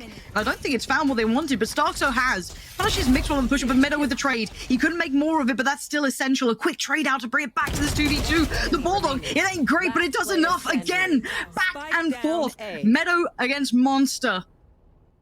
The spike to hand in 40 seconds, Mike. That is a great deal of time to get into someone's head. Absolutely. Got full utility as well, so he can set himself up comfortably. If he can get across the B, find a good plant. He's got Tommy, 2 nanoswarms, and the alarm bot to work with here. You almost give the advantage to Meadow here. It's like a 1.5v1 almost, you know what I mean? Oh, Like, yeah. Tommy's putting in work. Look at that. Fine form. All right, Plant comes in, and Monster had to sit. Like, there was, you know, Yeah, there's always the chance it's the double pump. You 50-50. yeah, you can't do much about it. But the problem is now, obviously, that time just gets soaked away on this way back through. And for Meadow, he'll slip towards B long. And as you noted, still had plenty of utility to put into play this round, which is something he might have to depend on here just to ensure safety. I mean, Monster's got to go quick. There's so many angles to cover here. Contact going to be taken from the turret. Nano Swarm to burn up, and a little bit more time as well. This is almost, yeah. Oh, there it is. Almost lost it. And actually, Meadow does swing ahead of it. We'll find this fourth and get the lockdown available for the next round. And now that we're tied up, that could be the one to really give G2 an advantage here. Like I said, for the remainder of this half, Send in an awkward position. They will actually call a timeout here. Tour de force available, so a couple of tools available to at least make a stand, but that could be the one that actually, I mean, you could see G2 coming out here and closing this 7-5. Honestly, with how the last few rounds have gone, Ascend have been so paranoid of this A site hit. A little bit later here, it's actually been key that Meadow and Nuki have both still been showing presence in a couple of rounds in terms of the turret, in terms of the owl drone, even just, you know, throwing a shoulder here and there to keep Ascend on red alert. And this one, I mean, they almost win out, right? It comes down to a 1v1 after that brawl for A site. Yep. The G2 now, actually, they play that to their benefit, right? Yeah, absolutely. The mind games alone have got to be plaguing Ascend at this point, right? Because, like, as you said, just that little bit of presence every now and then shown. But again, we haven't actually seen that full-on A piece that we saw to date, right? That was still like a relatively deep-held kind of weight towards, you know, the kind of belt from G2. It wasn't that kind of like take-through progress. That was a brawl kind of brought to them by Ascend, but it's going to slow down every rotation Ascend wants to do. Any gamble stacks just feel, you know, filled with paranoia. So it's a tough scenario to be in, and bear in mind at 5-5, it's still game on, but look at the purchase coming back in for Ascend here. It's tatty. There's not much to it. It's not looking good. We have to see that protocol list being worked through. ACEND will at least have the tour de force to lean upon. And that's relatively vital to this. They can maybe allow him a lot more presence towards B long. He has to hold this down. Maybe allow a little bit more exploration through middle to Starkso. But again, Evova's in spawn. Starkso swinging this. He actually wants to try and find the kill. He's going to find it. Worked. It's worked. Okay, there's the trade. Thank you, Mixwell, for keeping everything in the realm of reality. But look at the other side of things. Ascend are just getting a little fruity with things. They're just trying stuff out because they kind of need to. And the lockdown. Oh, Hoodie! You have no right for that. And Hoodie being punished. I don't know what I've just seen, Mike. I don't want to see it again. That's for sure. Actually, comes through the recon bolt going to tag Meadow ahead of this, but this late mid lurk. ACEND completely unaware of the second angle presented itself. Vac now with a judge in hand, still finds one. Meadow good for the trade, but damn, ACEND nearly made that work. They gave it a damn good go, right? I don't know how Hoodie didn't get that trade. He just gets absolutely clapped with the judge on the repeat. After Monster actually pushes into his poison orb to deny the lockdown as well. That's a madness. You can't be feeling good after that. Oh yeah, I didn't want to see it. Yeah, thank you. Yep. Yeah, play it again. Put that one in the post-game highlights. 5-6. It's heating up, man. This game's starting to come alive a little bit here. Now, G2, I'd say are poised to take this towards 7. Unless Ascend have a moment now. Looking at Ascend, though, they have more ultimates to work with. They've got bits and pieces left over this round after having almost nothing in the prior. Viper's Pit going to go up towards A, but you're right. Look at them just sowing the seeds of potential paranoia with Nuki just showing a little bit of presence. Still having to invest utility to clear through A. You still got that lean from, I think it's Vac who kind of came over to try and clear through it. So again, I like what G2 are trying to do. They're toying with the idea of showing a little, but again, the counter to that is, you look at ACEND just holding space. If he's just going to try and keep playing actively towards B long, that's a whole chunk of the map that no one's cleared yet. This time around, Vac and Stars, though, don't have the wall to rely on here, and there's no trap in kitchen either. So once that wall goes down, it's going to pull an extra player towards some sort of commitment to mid. Actually, the timing might be favorable here for G2. Don't actually take an awful lot of damage through the poison orb. That's it. Look how deep they get. Challenging. is this off the back of just how far maybe Nuki was able to thread through in that prior round with absolutely no contact, and it's a wrap, but they break the wall, so this is a dangerous fight. That's 2 players towards CT. Starkzo's there. They're fine, and they're trying to pinch towards this A site, and I like the theory, but the execution looking a little fraud until then. Finally punish Hoodie. The spike gets lost. He can't make it work anymore as Mixwell now left in a 1v3. 15 seconds, no spike to hand, and no pick to be had. It's brought back all even. I like the idea from G2, but again, depending on that wall to CT, Ascend were ready. Yeah, absolutely. And whether or not there's any adjustment you could make there for maybe Evova's utility being invested differently, if that was the plan from the offset, but it seemed a little disjointed in terms of the end product. See now, I mean, drawing up 6-6 with how that half started is still a massive swing back in for G2.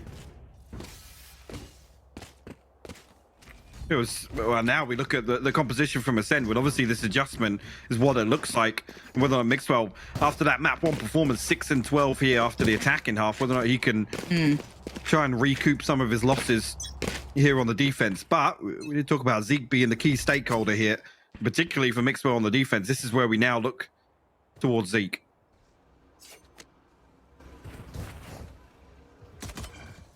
Desk highlighted it, and now we have to see it in action. And already, well, ACEND just backhands Mixwell. That's the start the Ascend fans and players are now dreaming of. The first step in the right direction towards B. Zeke now leading the way as well. Takes a lot of space, deep wall. I like this adjustment towards that B take coming out already. Very early on, and again, the keynote being, I identified it before, look at the snowman control that Ascend are able to garner on the back of this adjustment. Oh, it's beautiful on a pistol round as well. Really costing them so much time to play it back in and so much more to clear. Look how unfavorable these angles are on the way through, forcing G2 to invest. Wall goes up and they get an isolated 1v1. No trade comes off the back of that either.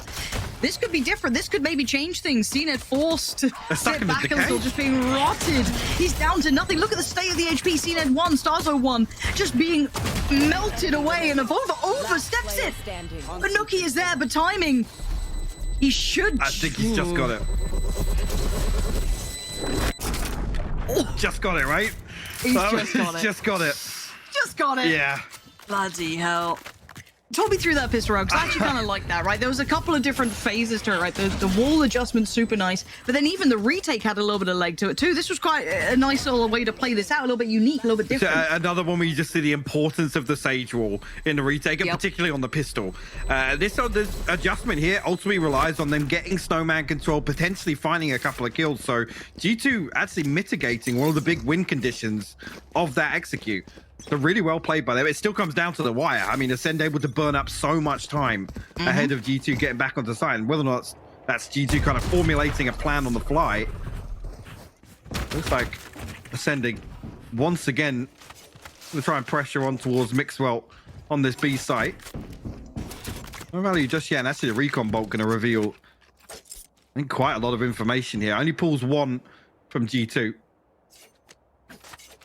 And the alarm bot in mid, so they can sit pretty deep on this.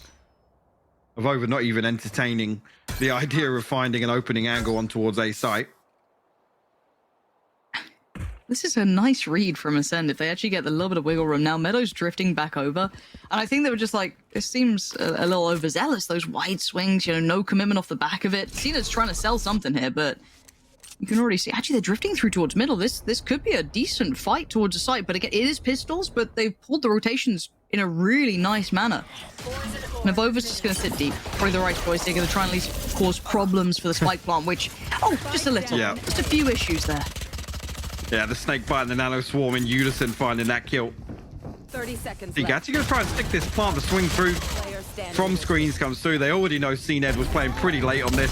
We'll find a consolation, but Hoodie will find his third. G2 holds strong here on A. And again, they can do this when they sit this deep. They have the shock darts, the snake bites, the nano swarm. There's lots of utility to complement this A site hold. Similar to what Ascend tried to achieve on B, right, in terms of this anti-plant. So almost forcing Ascend now to consider one of these adjustments in terms of spike plant locations, maybe look towards Nest with the wall from Starzo.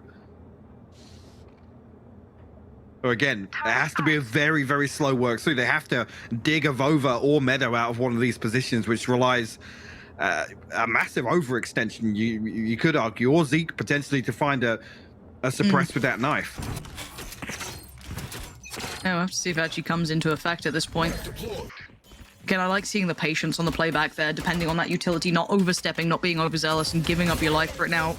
Kind of walling in to an extent, of course. Mixwell, see if he gets played in off the back of this. Noted.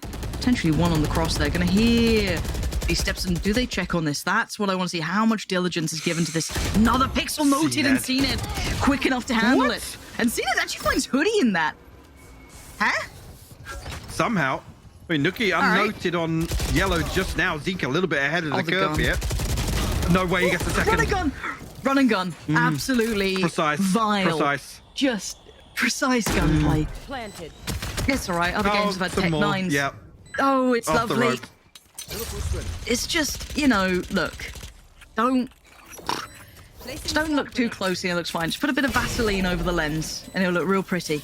Meadow and Avova, not really fancying their odds in this unless they can somehow close the gap, and well, I think that's already been pretty much burnt up. Avova in absolutely no man's land, and ACEND make it through there, I guess, dealing with the bonus round from G2. I wouldn't say with flying colors, but 3 alive with the rifles remaining. You'll absolutely take it. Ultimately on the back of CNED. Finally, not just the opener, but doubling down on that as well. Because of his tour de force available. Second one's mad. Yeah, it is. It's unreasonable, isn't it? I mean, he even catches a headshot. He's like, no, I'm still going to go for it. Yep.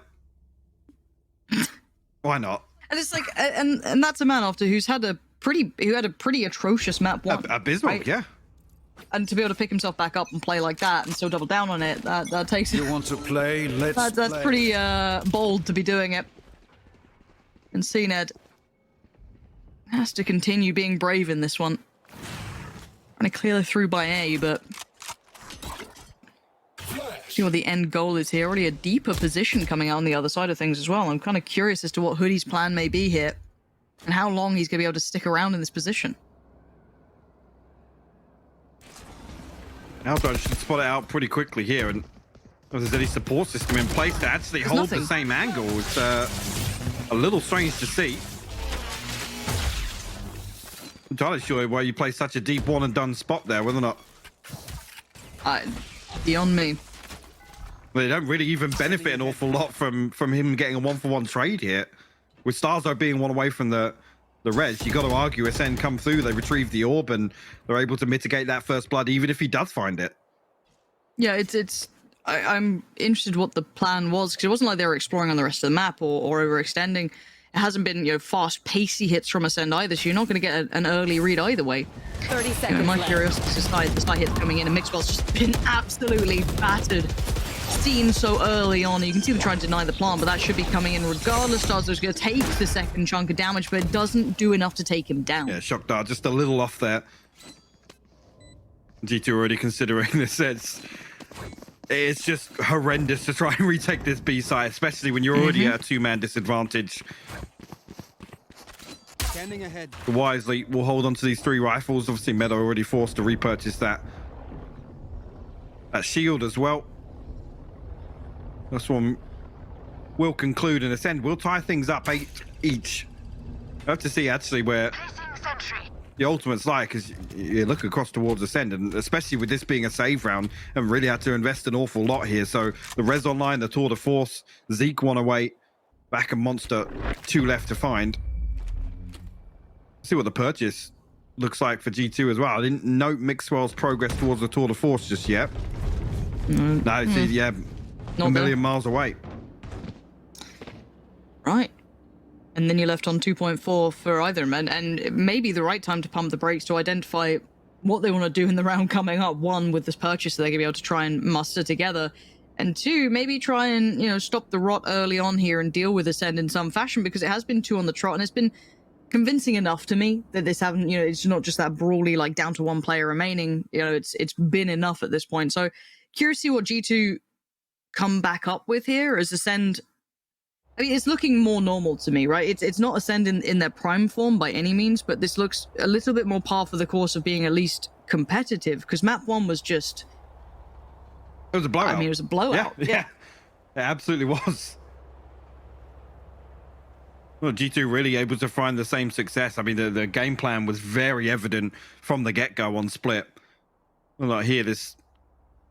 I dare I say the comp adjustment suits Ascend a little better, but G2 also, I mean, from what we've seen historically, when you think back to the Focus game, Focus took G2 the distance on Icebox. I still think G2 kind of got away with not losing that series. It is the way that I came away from that. Sure.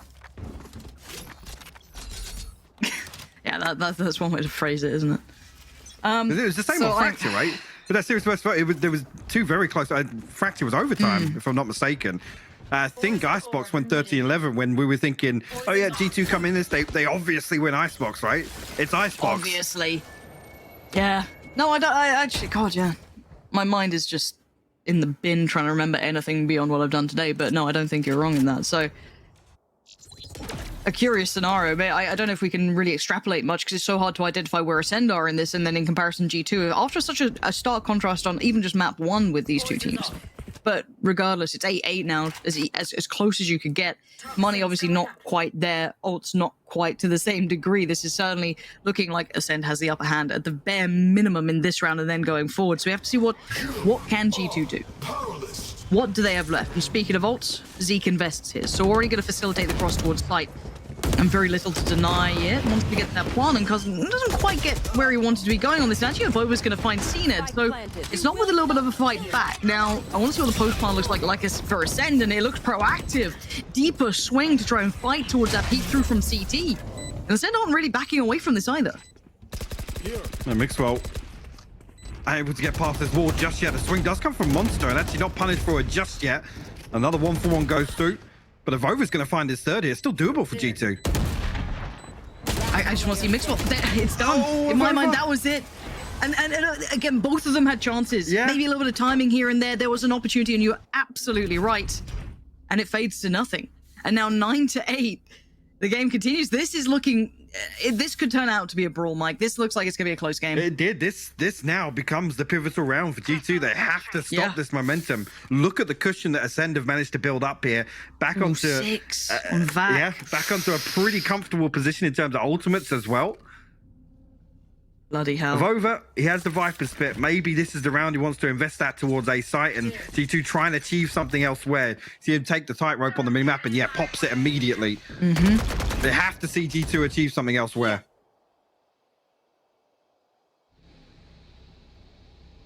Looking at Ascend trying to explore. First time really eyeing up towards middle, up and over we go. Oh, 3 weird. players, actually. This is not out of the normal textbook that we've been reading, and Mixwell's seen it. He's seen all of this. Doesn't want to overextend or overpeak and get punished on this. He's in a great position to do work, and he's capitalized on that so well. Monster goes down, as did Zeke. And that weird triple stack towards the top of Tube. I don't think I've ever seen that. the triple wall onto Tube. It gets absolutely denied here. Hoodie will find favorable timing onto VAC. Just Starzo and CNED left to try and recover this, and CNED with the operator in hand. I don't think, well, I mean, unless he gets to VAC's body here, no chance of him finding a swap out. So has to find a pick here, but Hoodie will spot it. Don't expect him to be peeking anytime soon. No. And no wall here, so that this plant on B side is going to be very difficult. You can just see them slowly closing in. Just going to get the information on the position. CNED reading that, you know, if Hoodie was a more dangerous man on occasion, he might have peeked that. Mixwell gets punished by Starzo. They're trying to work this out. They've identified potentially 2 players as well. They don't quite know where Nookie is or where, well, you got to know where Avova is, but where is he coming from and what's the timing? So Ascend have a little bit of a beat on this. Now, it does take some heroics, to say the very least. Starzo's timing could be good. As CNED's just going to try and, he got caught by Avova. That's the timing we're talking about. There's a chance that maybe he threaded the needle, maybe not. And now you need some of that magic from CNED. And I just don't think he's got it in him right now. Maybe I could be proven wrong. He gave it a damn good go. I mean, finding Avova, but not quite enough. A ton of damage done will force, actually, I was going to say, whether they consider the res here for the finances. Absolutely does draw out. They're not able to really offset this purchase. So actually, you know, I do say that the tour de force available. You'll say that's a huge get out of jail free card. With the Viper's Pit being invested, you almost think, yeah, there's possibility for a Judge or maybe a Spectre being purchased here, but Mixwell's ultimate will be able to offset this purchase a little bit, and the only one actually going to suffer for it is Hoodie. But look at it. By a thread, man. By a thread. It's barely a dent in Ascend's finances here, and it's 9 apiece now. Yep. We go again. Ascend, what do you have in store for us today? In this round, in this moment, ACEND posted towards middle, the rest leaning towards this A site hit, which honestly has been pretty well handled. A couple of plants, sure, but mostly worked out. Now, patience is the name of the game. Any over-peaking, anyone willing to be punished. And it's Nookie with the operator here. Keep that in mind as well. Not just the rifle by his side. He is well enough equipped for this. It's almost that double op presence now felt throughout the map, which could work quite nicely. Especially if it's a late hit running down that clock. Nookie having to fall away from this. Okay, you can see the intention behind this set piece coming out. And take the first steps of this, and you're going to see the G2 have to sit a little bit deeper on the site here. They have to respect this utility. They do. We'll force out the adjustment in terms of the spike plant. Able to mitigate this utility. We've seen them invest previously, and actually the Viper's Pit will go down, making it almost a stranglehold on a site here, but I've overslipped the net somehow. Oh, nearly caught off guard there, but Monster will find the headshot and deal with that threat. This looks cooked. Yep, that's it. Get out of there. I mean, retaking with a double up anyway is horrifically hard. Mixwell, what else would you be saving at this point? Tries to stick around, maybe get a little bit of punish, maybe even get a weapon to walk away with. He's still doing work. Surely they don't re-engage, but Meadow finds ACEND. And this is still a battle to an extent, just to try and keep weaponry up. Yeah, desperate. Obviously, Mixwell only having the classic in hand here, so it's the operator and the Phantom they're able to save across here for G2, but ACEND strike back, put themselves one round ahead now. We'll see what G2 can scrape together. Operator passed along, that's Mixwell sat on 3K now. Okay. I'm assuming... Well, actually, no, they're kind of going to taper this off here. This is huge, though, because it could almost concede the 11th for ACEND. We've got to look for Mixwell to find value here with this operator. Nothing really to swing this back in their favor other than the lockdown, but don't expect that to get used here unless absolutely necessary. Mixwell has to be involved this round. If you're going to have that operator in play, you have to be proactive in utilizing it, and not seeing it. As it stands, yeah, not the case. I mean, he's posted up towards A, that's fair enough. Maybe expecting, a little bit of presence to be noted, but Avove already feeling some of that presence building over towards B long. Forced away already, but ACEND, they're taking the time. They're not going to fall foul to this. They know that they're playing basically find that up and just avoid it if possible, which not a bad plan. I mean, people have done it against CNET for years. So at this point, it's just ACEND feeling out what G2 are up to. Can they spot where Mixwell will be waiting?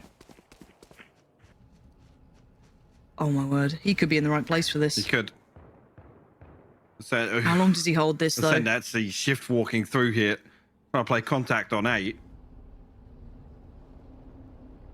How long does he wait? He's been able to swing it. He's swinging it. It's a swing and a miss, though. He didn't even get the tag. That would have been... It looks close, but not quite close enough. Now they've noted Mixwell. Do they continue forward, or do they try and play with risk mitigation, but look towards middle? 30 seconds You're going to have a player hearing all of these steps. Hoodie is going to note this and call for rotation now, but bear in mind, Zeke's already taken space. That's huge from Zeke. They're going to pull the plug on this A piece and try and swing back around towards B, but there's no one to stop it. Where is Mixwell in this? They need him to be over towards that B site. It's already coming in. The plant's going to go down, and I don't know what can deny this. Yes, there's a couple of the weapons around. Meadow does have the rifle, but again, this was all set up for maybe Mixwell, but it's going to be Meadow to find Zeke, so they're going to remove away that first person. Good readjust from Mixwell. No way. Starzo's got the timing. Starzo's going to obliterate this. This could all be for nothing. Starzo is going to be that backline assassin, a saboteur to the plans of this retake. And it's all about buying time. As long as the players on the side buy time. And what does he do with this? He's been given the perfect opportunity to dismantle all of this. Dives in there, takes down the lockdown, takes down the player, and ACEND just turn the screws on the heartbreak here. Yeah, Hoodie can close in. But by now, the round is cooked. That's unbelievable timing. Bear in mind, a second difference. Mixwell may have noted that. Absolutely. And not even Bloody a hell. consolation here for Wow. Hoodie. Ascend find their 11th, and this is the do or die round now for G2. No ultimates available with that lockdown, but I'm going to say in desperation thrown out in the previous round. Ascend now firmly in control of this half.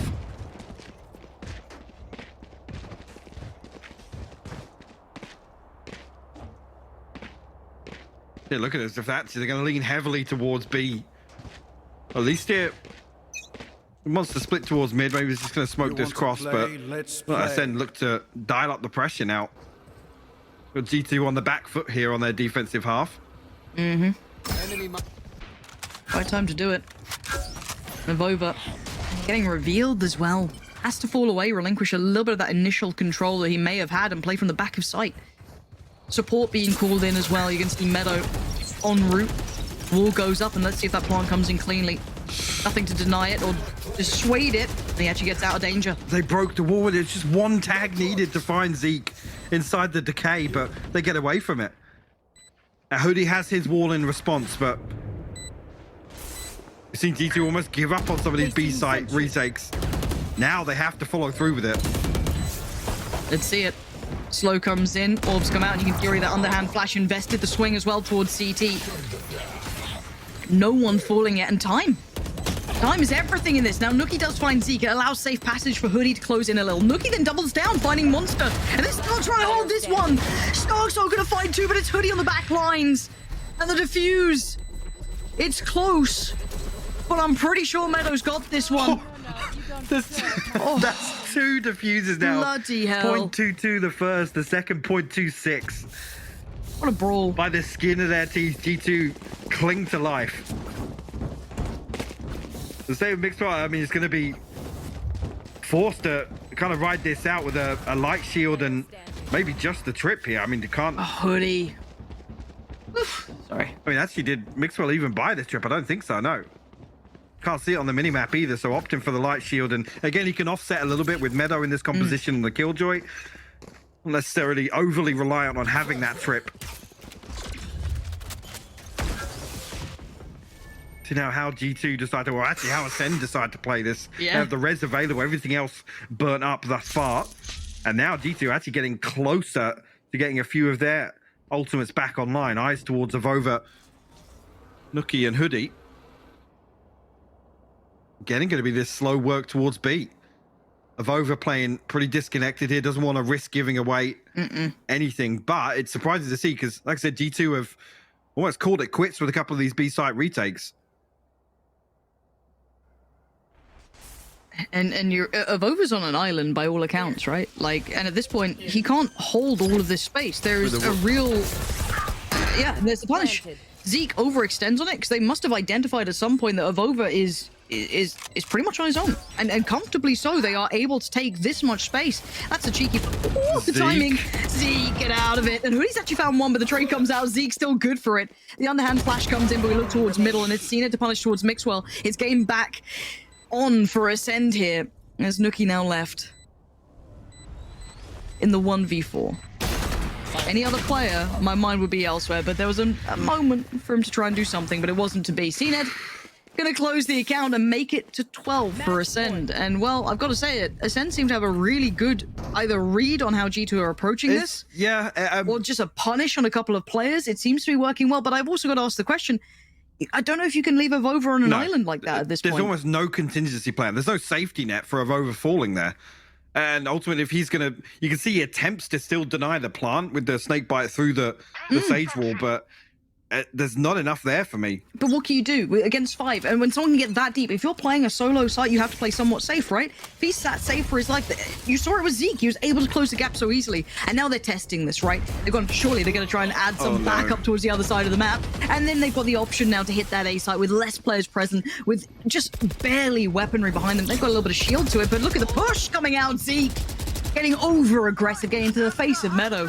And getting the site under their banner already. Now they're trying to deny the plant, buy some time for these rotations, or maybe even catch one of these players. And maybe they've done a bit of chip damage. Sure, they've done a fair bit of damage. Maybe a chance.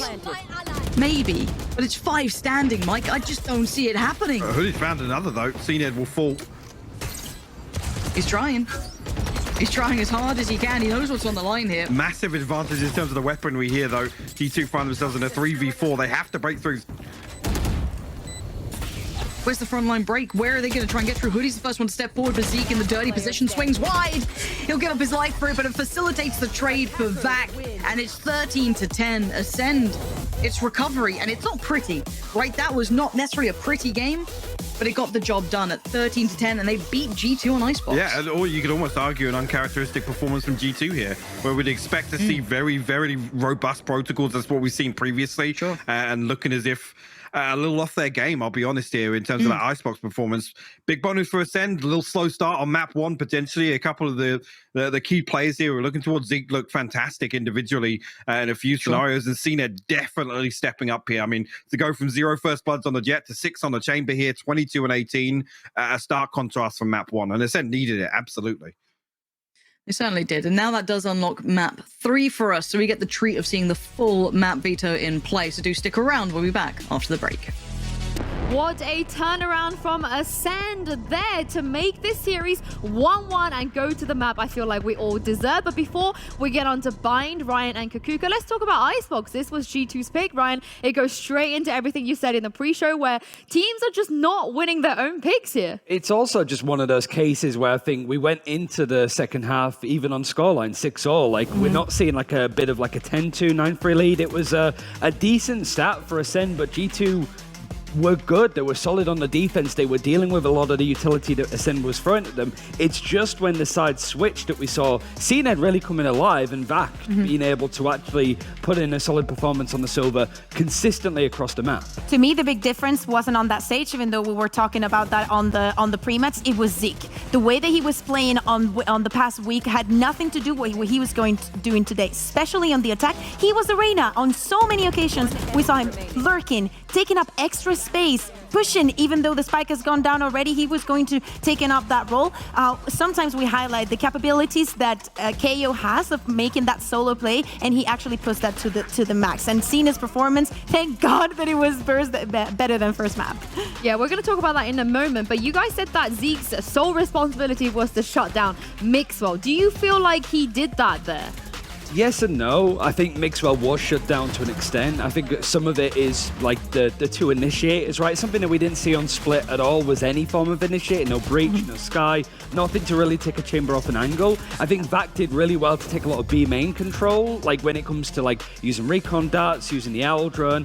I don't think Zeke had a stellar performance, but it was decent enough, and the team play overall from Ascend was a lot stronger. Like you can point at CNED and be like, yeah, he's the star, but that felt more akin to Ascend from the past. Hell, I've got a telestrator about Monster. It was like old Keylers, right? Yeah. It was those kind of like performances that we were seeing out of them. Yeah, you mentioned Vac, you mentioned the pressure that he was putting onto Mixwell. He actually ended up 7-0 against him, which, by the way, talking about Vac, a player that we actually wanted to highlight, especially on the first weeks, he actually showed up today. And talking also about those kills, in the 23 rounds that we saw, only in 7 of them, G2 started with an opening kill. Oof, oof. But we do want to talk about CNED because usually with this team, when CNED isn't really performing, you notice it. You notice how deflated they could look even on around the map after the kind of performance he had on map 1, and also changing, finally going away from that Reyna Kakuka. I feel like they're in a pretty good spot on Icebox. I mean, it's a percentage of 47%. That is insane. Bravest. Yeah. We were talking, we were talking about the redemption that we needed from him. He actually was going on the first kill. He was not scared. He really did not care about how bad he performed on that first map. This is the CNED that we know. Good old CNED back on the server. Yeah, it just felt like it integrated nicely. I think it's one of the few times that we've seen Ascend play without a duelist at all right there, but slow to the party in comparison to a lot of teams. But the fact that they got a win up against that G2 triple Sentinel, super strong composition that even Fnatic are using at the moment, is a bit more life to it in the future, perhaps. Yeah, but like you guys said, it's never just CNED and friends anymore. I feel like we did ditched that narrative a long time ago. And Ryan, let's talk about one of the newer players on this team, Monster, with your telestrator. Sure, yeah. It's quickly, easily able to blast through this overall, but it does give us a chance to highlight what was working overall when it comes to like G2. We were talking a lot about KO and Zeke and the impact he was meant to have. You could see it just briefly here. He's trying to like push up aggressively on A, probably going to use a knife, try and suppress anybody coming through. Just make sure that there's no actual players that come through on the attack to try and scale up on that A position. But I really want to sort of take the focus to Monster. He's playing over on this B site all on his lonesome, and his focus at the moment actually is towards mid. He has StaGE2 to go help him out here, but the real thing that I wanted to highlight before we go anywhere is just where his utility is. For the most part, you're going to see a lot of, I mean, both sides, the Viper did this, using this Viper wall across for retakes. It's really good for putting G2 off attacking A, which is what they were sort of known for and memed on for. But because of all of this utility dedicated towards the A site, Monster doesn't have much to work with, but he's still able to play around it quite nicely. So here he plays on a nice little off angle, manages to catch Hoodie, and backs out to this position that he's been able to do it consistently. It's just good utility to sort of see the snake bite come through. It puts off G2, it allows the rotations to come in, Sage Wall again to stall, and even with this flank, Monster's just in such a good position to go take that engagement, still protect himself in that spot, and he is unmovable from here. This is very, again, like what Keyless is able to do consistently across a lot of the good games that we saw from him on Ascend.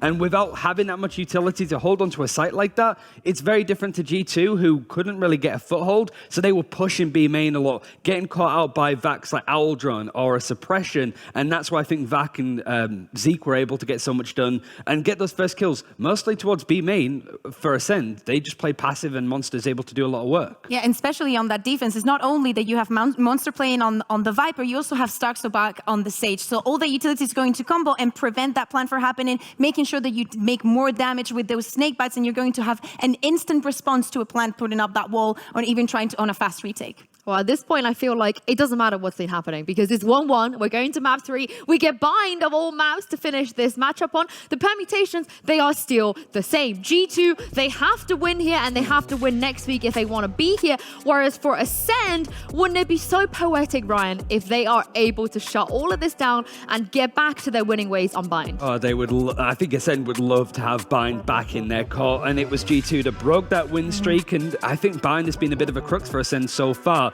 You sort of expect to see like G2 bringing Nuki back on the Raze. That's where he had one of the best performances from an individual we've ever seen in Valorant so far on that Raze, literally sort of breaking the boundaries of what you can do with utility.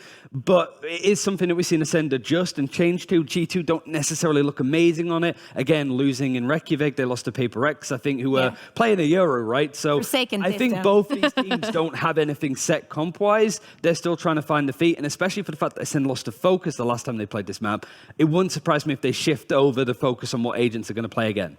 The good thing is that this time they did not decide to play on bind. It's just a decider. So maybe, you know, it's trying to follow that narrative that we were putting on the table. For Ascend, even though it's going to be complicated, I think that they have a lot to know from G2, how they're going to approach the map. Are we going to see the changes coming in from G2? As you said, the last time that we saw them was in Masters against Paper X. They swapped things around a little bit, but especially on Ascend, I have to check because I do not remember who starts on the defense here. Ascend, I was just going to say that, yeah. Okay, because that defense wasn't really there against Focus. They only managed to get one round, and it was, you know, that bonus round that they the Focus didn't manage to convert. So of course we need a very strong start here from Ascend. We cannot have another round of seeing it just going crazy and getting 5Ks. Yeah, well, 28 times we've seen Ascend run the Ascend comp. Is that going to change today? I think a lot of people are hoping to see it, but then again, wouldn't it be nice for them to go back into their winning ways on the 29th times that we could potentially be seeing it? There's a change.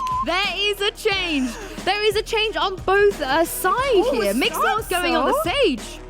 Are they flipping the comps? Is it G2 playing the Ascend comp? And wow, Ascend no! It's an Astra! It's an Astra! Woohoo! They're playing There are no brimstones on bind, and we have an Astra and a chamber. How are you guys feeling about this? Ooh, I mean, Ascend moving away from playing Sage, I think that's the first time in like over a year that they've not played Sage. 28 times. Yeah. Last 28 and they times. played Sage with CNED every single time on it. Yep. Considering how CNED played on Chamber in the last map, I mean, he might just take all of the utility and ideas that Mixor used against him the first time that they played. So, I mean, great comps overall, the diversity in it. And I think it's leaning towards ACEND, but they have to have the differential in the first half. My eyes are on Zeke, 100%. Working with that Omen, we know how powerful it is on the hands of ACEND. They're, you know, the masters of one ways. They proved that on Split a lot. And maybe that's what they're trying to bring onto Bind as well, especially with the changes that we've seen on A short. So we'll see, I guess. Well, it's the end of an era for the composition on the side of ACEND, but certainly G2, they don't want their journey to end here. This is a must win for them, Pansy and Hypog. Let's see if they can do it.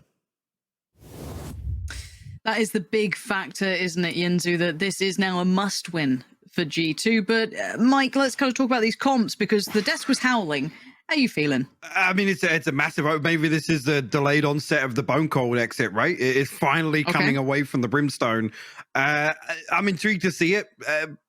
I'll be honest, a lot of the success that ACEND have found historically has been around seeing it on the Sage, right? In terms of the, you know, some of the orchestrated executions that we see, even just some of the early protocols in terms of the defensive half. So this is kind of a total overhaul, not just of the composition, but the overall play style from ACEND. I like the idea of an overhaul, right? Like maybe this is when they're reinventing themselves, as you said, moving away from that prior structure that they had or the theory they came in with. So we have to see if the proof's in the pudding, right? Do we like it? Do we not? Does it have that effect? You know, I think it was Kukuka looking towards Zeke in this to be quite the instigator to some of the advantage, but I think the entire roster has a little bit of that necessity at this point. So we go back in. It is map 3 between G2 and ACEND, and, well, G2, there is life in them yet, Mike, but they have to show it here again. We do indeed. Actually, get off to a pretty quick start here from G2 straight through. Going to put the wall behind the Viper just to reinforce, try and get this plant down. You see the poison orb goes up, and that's enough of a deterrent to force Mixwell off the plant initially. They'll be able to wait out the snake bite here and this one down. Mixwell will eat a little bit of the paint shell and actually will fall trying to get it away from the plant. That second piece of utility key here, but G2 get themselves into a post-plant position. Yeah, but look how just tentative this is. No real safety. As soon as they cross forward, I don't think Hoodie even really saw them. Smokes in the way, wall in the way, but the flash is good. Zeke does turn the vast majority of it and gets to move forward. Unbeknownst to G2 how close he may be, but Cened's already fallen. This is still just two standing, Zeke and Vac. That's all that's remaining. Zeke still firing in all cylinders though. And a quick piece comes out from Vac as well, pushing through, taking the fight, but Vac's HP is drastically low. As Meadow will hold it just about in hand for G2. Okay, with that HP count, the last weapon you want to see is the Frenzy coming through there. Able to just find the last blow, but again, ACEND made him work for it. Yes, G2 get themselves into a post-plant position, and actually a very, very deep 1v1. I'm not even sure who have over won that initial engagement with, but Zeke able to slip through onto shore almost makes it doable for ACEND there. So it's only going to be light shield thrown in, a couple of headhunter shots for Cened. Nothing else at all from ACEND thrown into this round. A decent opportunity actually with Hoodie up on the Vandal here. Round 2 purchase, and ACEND will walk out showers here. At least just clear off some of these close angles. You two almost anticipating a little bit of aggression here. Rightly so. I think you do need to kind of somewhat be cautious of, the stacks or anyone trying to get a little bit cheeky with plays coming through. Again, for now. Oh, Cena nearly found that one as well. Oof. He's so dangerous, but is forced away. So again, early work done, but you don't leave it too late, right? You don't leave it down to those 15 seconds to make that sight hit, but there's that late exploration. But Avova has been on this case, generally. Now, the timing's right. He's been able to spot the player. Gets tagged up a little bit. Certainly not as clean as he'd like, but Starzo is going to be walking away with 8 HP and barely keeping his life. But it is coming back towards his A hit. Takes a full 78 damage off that headshot, but you're right, Starzo coming out definitely the worst of it. Try and play off the paint shell, but invested pretty deep here, and actually the response from G2 will force their way into lamps as well. The Nookie with a ton of control here, and actually a very deep poison orb as well, Lauren.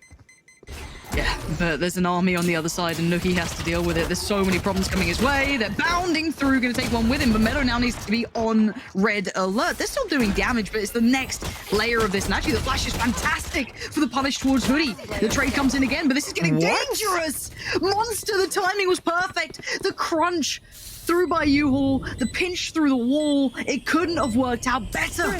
And Ascend answer right back into this, and they had so little in this round. How the hell did they get away with that? I mean, the Trailblazer comes through from Ascend to try and clear their way back into Lamps. It looks as if G2 have a perfect setup there with Nookie so deep, able to play off the Poison Orb, but there was no second player there. You see Ascend just come barreling through here, bunny hopping out of the Poison Orb, and they find everything they need to. Hoodie eats everything off that flash as well. And Monster finds 2 kills on the back of it. Timing on that. Perfect. G2 letting that one slip. I've got to say it. That was in the bag. You don't normally see those getting turned. You really don't. That's a bit of a fumble. And the double stack on the swing as well. Vac going to punish Hoodie on this one. We can see the purchase as well for G2. It's Sheriff's Frenzies. I think there was potentially a Marshal at the start, and Monster just sharp aim today. Going to find Mix while keeping it clean. Those rifles really enjoying themselves at this range. No dangers found yet. It's just Nookie and Meadow still alive. And I think CNED wants to start building up his presence towards this too. But the timing, well, Meadow's going to get away for now, but you can see it closing in. And does he expect the next layer to this, which is Nookie? No, but he's managed to make it out of there anyway. Just up here, and actually just slips out of line of sight of Nookie. He picks up this angle. And damage, not really even much to talk about here. Even, okay. As I say, even if he finds the kill there, it's CNED. He's riding this through just on the pistol anyway to make use of the Headhunter. I expect him to even be able to pivot off finding that kill onto CNED because there's no weapon upgrade available for him. But come back in, G2 still in a position to comfortably purchase here. I'm seeing too many gaps maybe on Nookie and a couple of light shields as well across him and Hoodie. But on the other side, CNED's toying with the idea of the operator. Actually, yeah, it'll be Monster to pass it across to him. So economy management actually going to mean that Ascend still have a full purchase behind this almost. What a battle of potentially some of EMEA's greatest. CNED having to deal with Nookie's potential presence if he actually does commit to trying to take more of that space towards mid, but it's not to be the case in this round at all. You can already see that G2 leaning heavily towards the A site. Double stack towards showers. No one to address that just yet, but the wall going to at least keep the vision obfuscated. And the rotation going to come in as well. So they're going to pull the additional player over. So you're going to have at least Starzo sitting towards the back of sight. But for now, G2 getting what they want.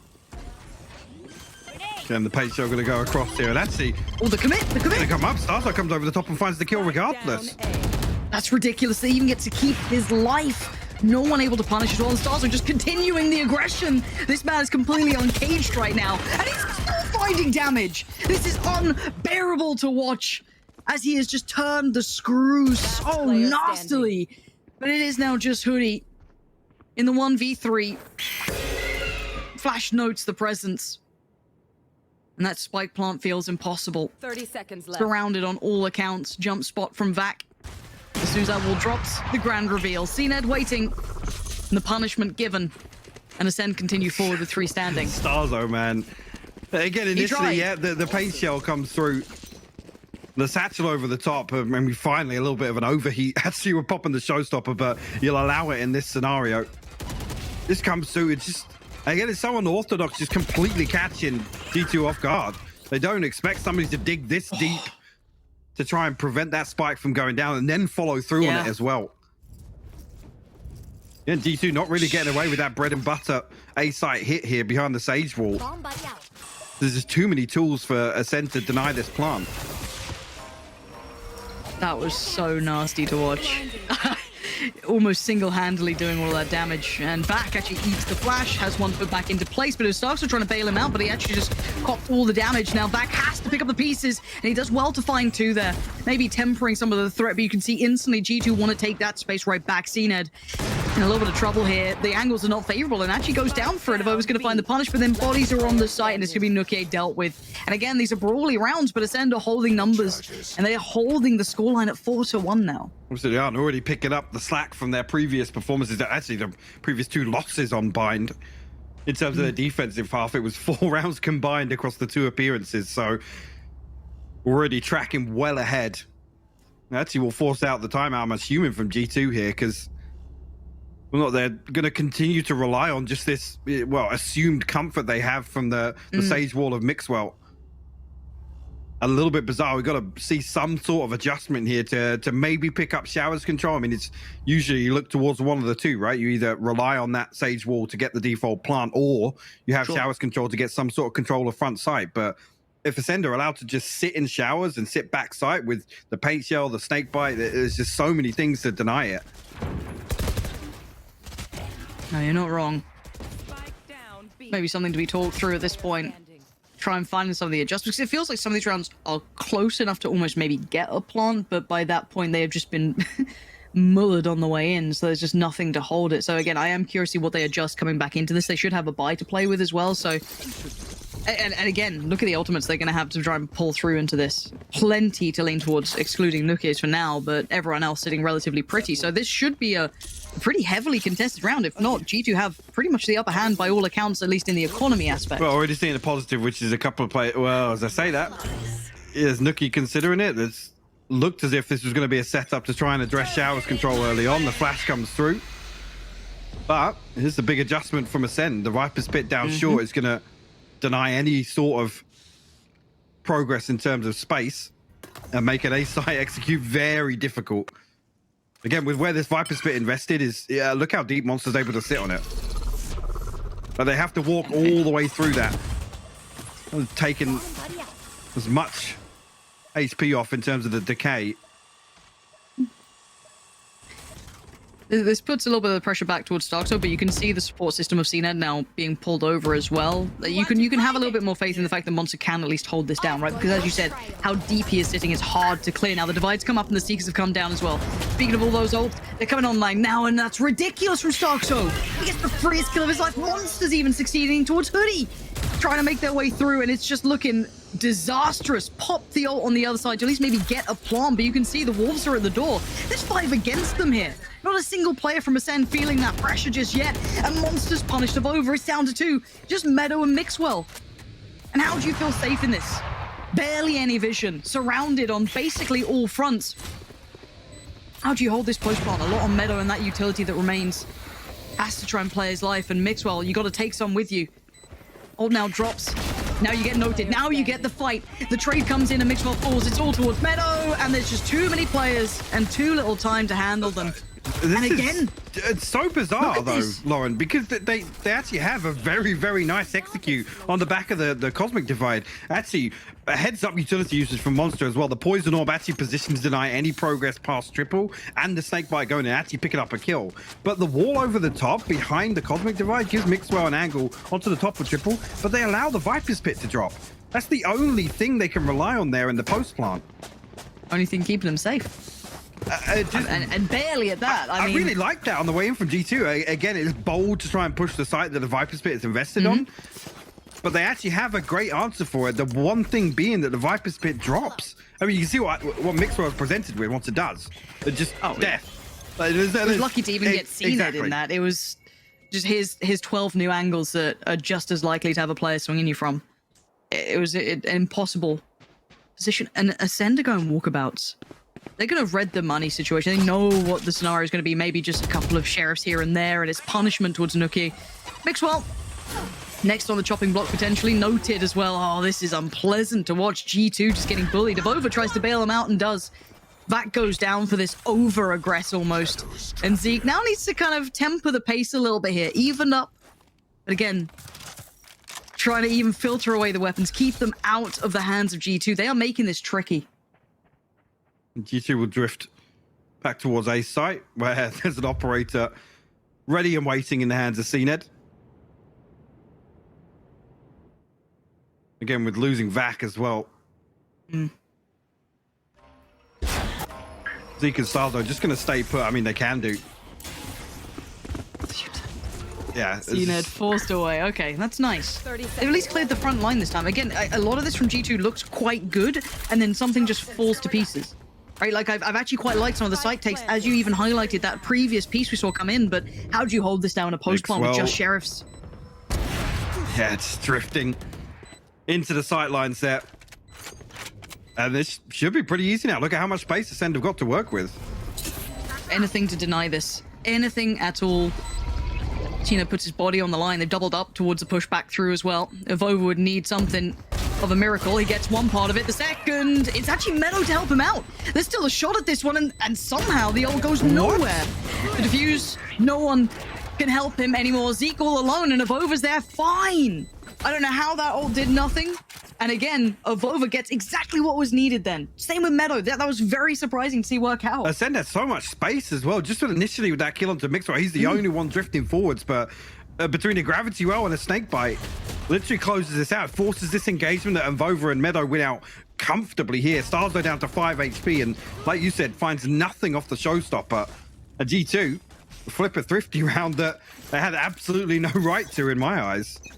Hey, it's a reminder that it's still G2, right? Like, we know these guys can do it, but that wasn't one of those rounds you're like, oh, it's definitely going to happen in a post plant like that. Normally, it's super explosive when they convert those, like, slightly forced up, like, sheriffs and light armors, but even playing with a man disadvantage at the start, that's... Yeah, the odds of that feel a bit of a rarity. Now, CNED, rifled up, ult out, holding showers, and actually taking active control this time. A little bit of an adjustment in that regard, but you know, they want to test the waters elsewhere.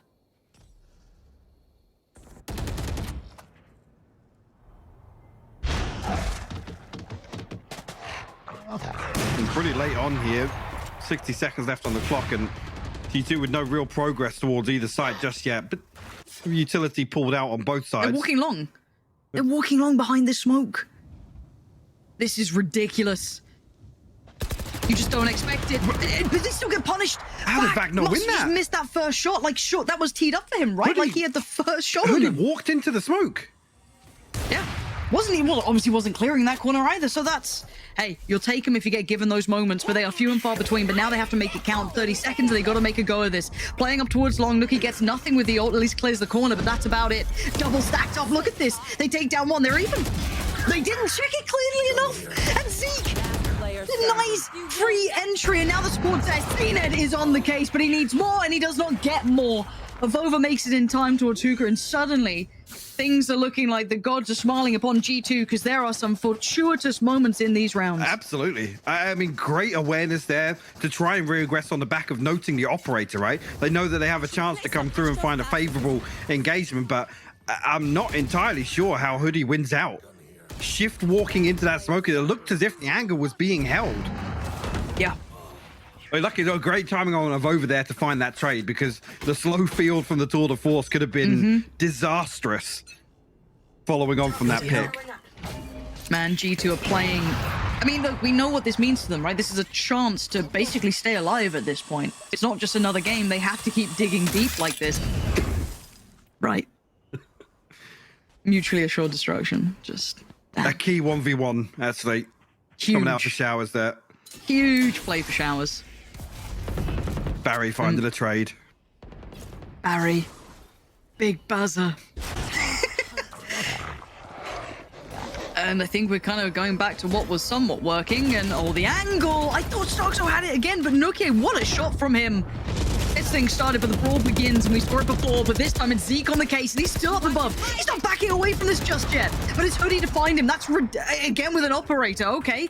A 4v3, CNED, Vac, and Monster, and they are amongst them. The wolves are not at the door, they're in the house. Hoodie's there, though, finding two, and suddenly it's all just Vac alone in a 1v4, and he ain't got it in him now. G2. This is just mayhem, but somehow it makes sense with them. I challenge anyone to watch that round back and just try and break down exactly what's going on default. Sliggy? There's so many sight lines denied. But a key indicator, right, is the boombot and the paint shell both burnt up very early from Starzo, which for G2, like I said, it gives them a little bit of confidence behind actually just that dry hit towards default on A. But yes, they have the Cosmic Divide to rely on, but still, I mean, it's an absolute brawl across default. Yeah, and in this moment, if you'd like to try and keep your sanity, head over to Sliggy's stream and see how he breaks down that round, because I'd be curious. You know what I mean? Like, how, as you said, talk me through everything. Now, at this point, Ascend hitting the timeout button, which probably not a bad shout, because how do you quantify what G2 have been doing, right? Some of these rounds are out of the ordinary, hard to replicate, but they've now made it work a couple of times. So it's like a couple of misfortunate moments as well for Ascend. Again, like that kill that could have been Vax, spiraled out of control. You've had these, you know, super bursty A takes, but the theory's there to an extent, and also the money to a degree. I want to see how they spread the wealth, what they go for with this purchase for Ascend. But on the other side, G2 have carved themselves back into this game, and it's not been on the plate by any means. These have been hard-fought 4 rounds. A gift. Teleport's ready. As whether or not now Ascend will resort back to what was working so well for them in the start of this half, at least. They've seen it's going to look to get a little bit aggressive on short here with the operator. And actually misses the cross there. And the defender always has the advantage in that scenario, again, to catch the cross, or at least catch somebody walking away from the barrier dropping. Actually misses it here. Scout destroyed. Elsewhere, Vac noted at least one player on the other side of the Trailblazer.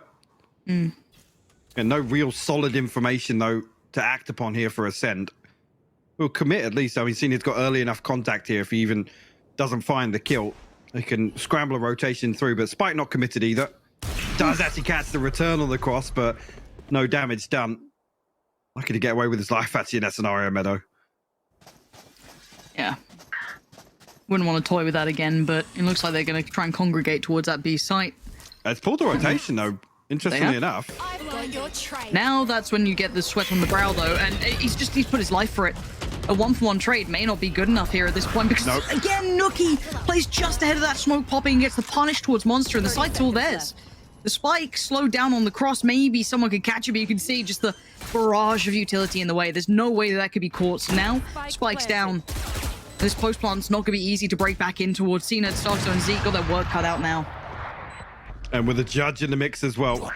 And the flash comes through to try and get Starzo back on the stage. Still finds that kill draw over. Totally blind from the paranoia, but still got more left to do. And Nookie up close and personal finds the kill. 30 HP left for CNED. What? Oh, fair enough, CNED. Only 30 HP. And it's a 1v1.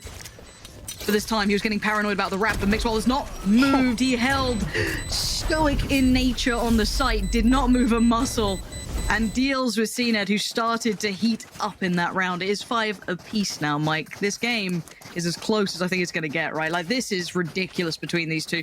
But for me, G2 are just being so explosive in nature and hard to quantify, and I don't know if Ascend have a beat on it, and their money is now in tatters. I mean, they overcook it a little bit. Who do they spot? It's Meadow, right? I mean, I don't even know if Evova's confirmed in terms of being just next to him, but that's what pulls the rotation. Really, really strange to see that. Again, the timing just not there. As soon as Vac goes 1-for-1 on long, he tries to slow things down a little bit, buy a bit of time for his team. But again, actually the swing from Nookie out of hooker finds the kill exactly the right time. So I'm actually going to try and... Well, Starzo thinks he messed that up, but nearly actually catching a bit of damage onto Meadow.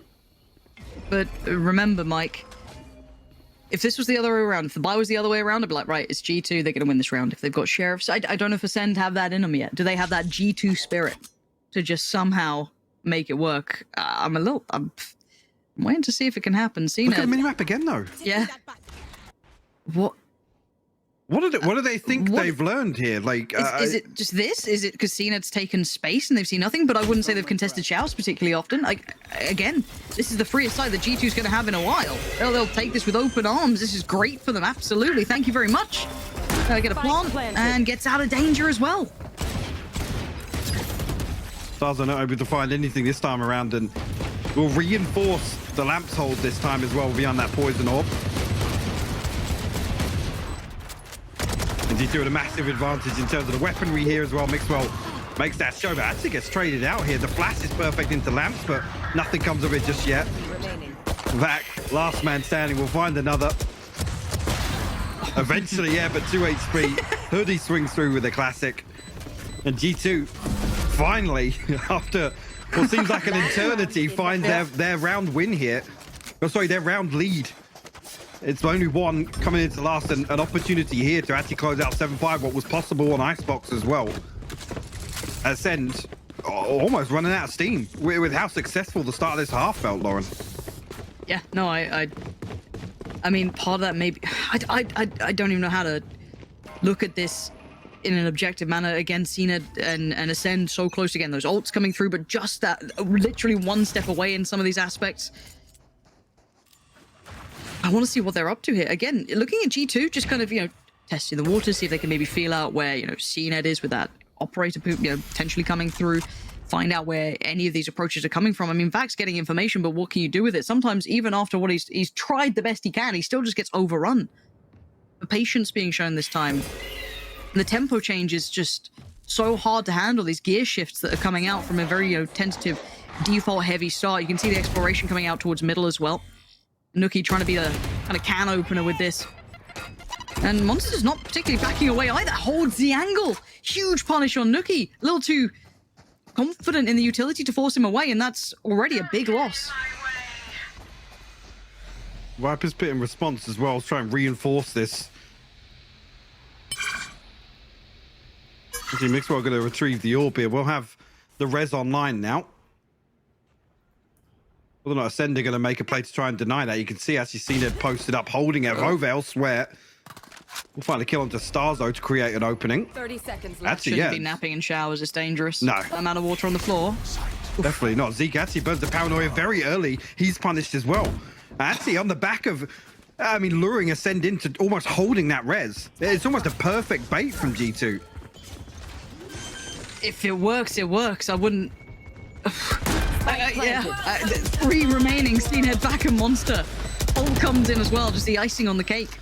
And Hoodie waits. Who's the first one to step forward? Spots him, deals with him, beheaded. Back's gone. Monster's barely alive, literally 1 HP at this point. CNED dives in though, finds Hoodie. Gets the ult out, and maybe there's still a moment of opportunity. Maybe there's still a chance in this, but it has to happen now. And Mixwell willing to try and put his life on the line to hold this. Keep them back by the time. And he finds one of the bodies. Monster's now gone, and it's just CNED. And time is his biggest problem. And look at this. Look at the state of this. Just painted green, and he's got no time and no chances. And I think he knows it. Somehow, G2 come out with the upper hand in that half. Crazy to consider how comfortable. Look at the timeline here. Ascend were in total control at the start of this. Actually, that's flipping massively. that round 2, right? That was the round 2 was where they come in with just classics and the headhunter, and they flip that back in their favor. They got a little bit of a run, but then G2 throw the stops down in round 7 and don't look back.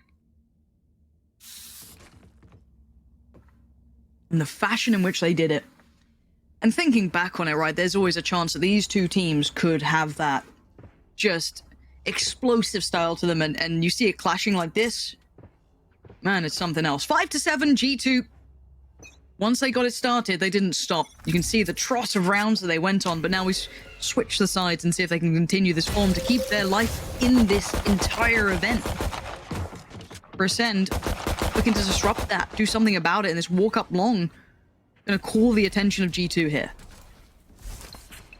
Ooh, Flash actually the trade-off of Flash is there, but back a little bit ahead of the smoke. Monster able to trade things out, but Mixwell actually comes through Starzo though. A perfectly placed paint shell. And Zeke actually good with the backstab as well, giving Ascend actually a man advantage here. Ascend okay, seen it nearly. What is going on? They're just swinging CT, Mike. Just walking through the smokes. Yeah, of course. It got worse, Mike. It got worse. And now over. It's a 1v2. He's going to walk the smoke, surely. It's what you do in this game. Yeah, there he is. Off he goes. And he's actually found Starzo. He nearly got the adjustment. Quick enough for the trade, but you're right. He was not far away. Bloody hell. This matchup is something else. 6-7 now. And Ascend start things off with a round for themselves. Through just such a weird engagement as well. See Vac drifting so far ahead of the smoke as well. The trade-off of flashes, pretty much identical timing there. The paint shell coming through from Starzo actually to find it. or at least the response onto Mixwell in hooker. So yeah, I'm intrigued to see actually how G2 are going to approach most of these rounds, but actually straight away Starzo closes the distance onto Showers here. Nice paint shell. Wants to follow through on it as well. He's forced him away. That's one player. Yeah. The amount of presence he's just noted or kind of, you know, displayed, he's forced them into such a deeper hold already. A lot of space won early in this, but again, you could see that they were kind of somewhat holding a default, right? They were spread across the map, nothing too much, but that's a big success. That's a big tick in the box to get Showers control so early.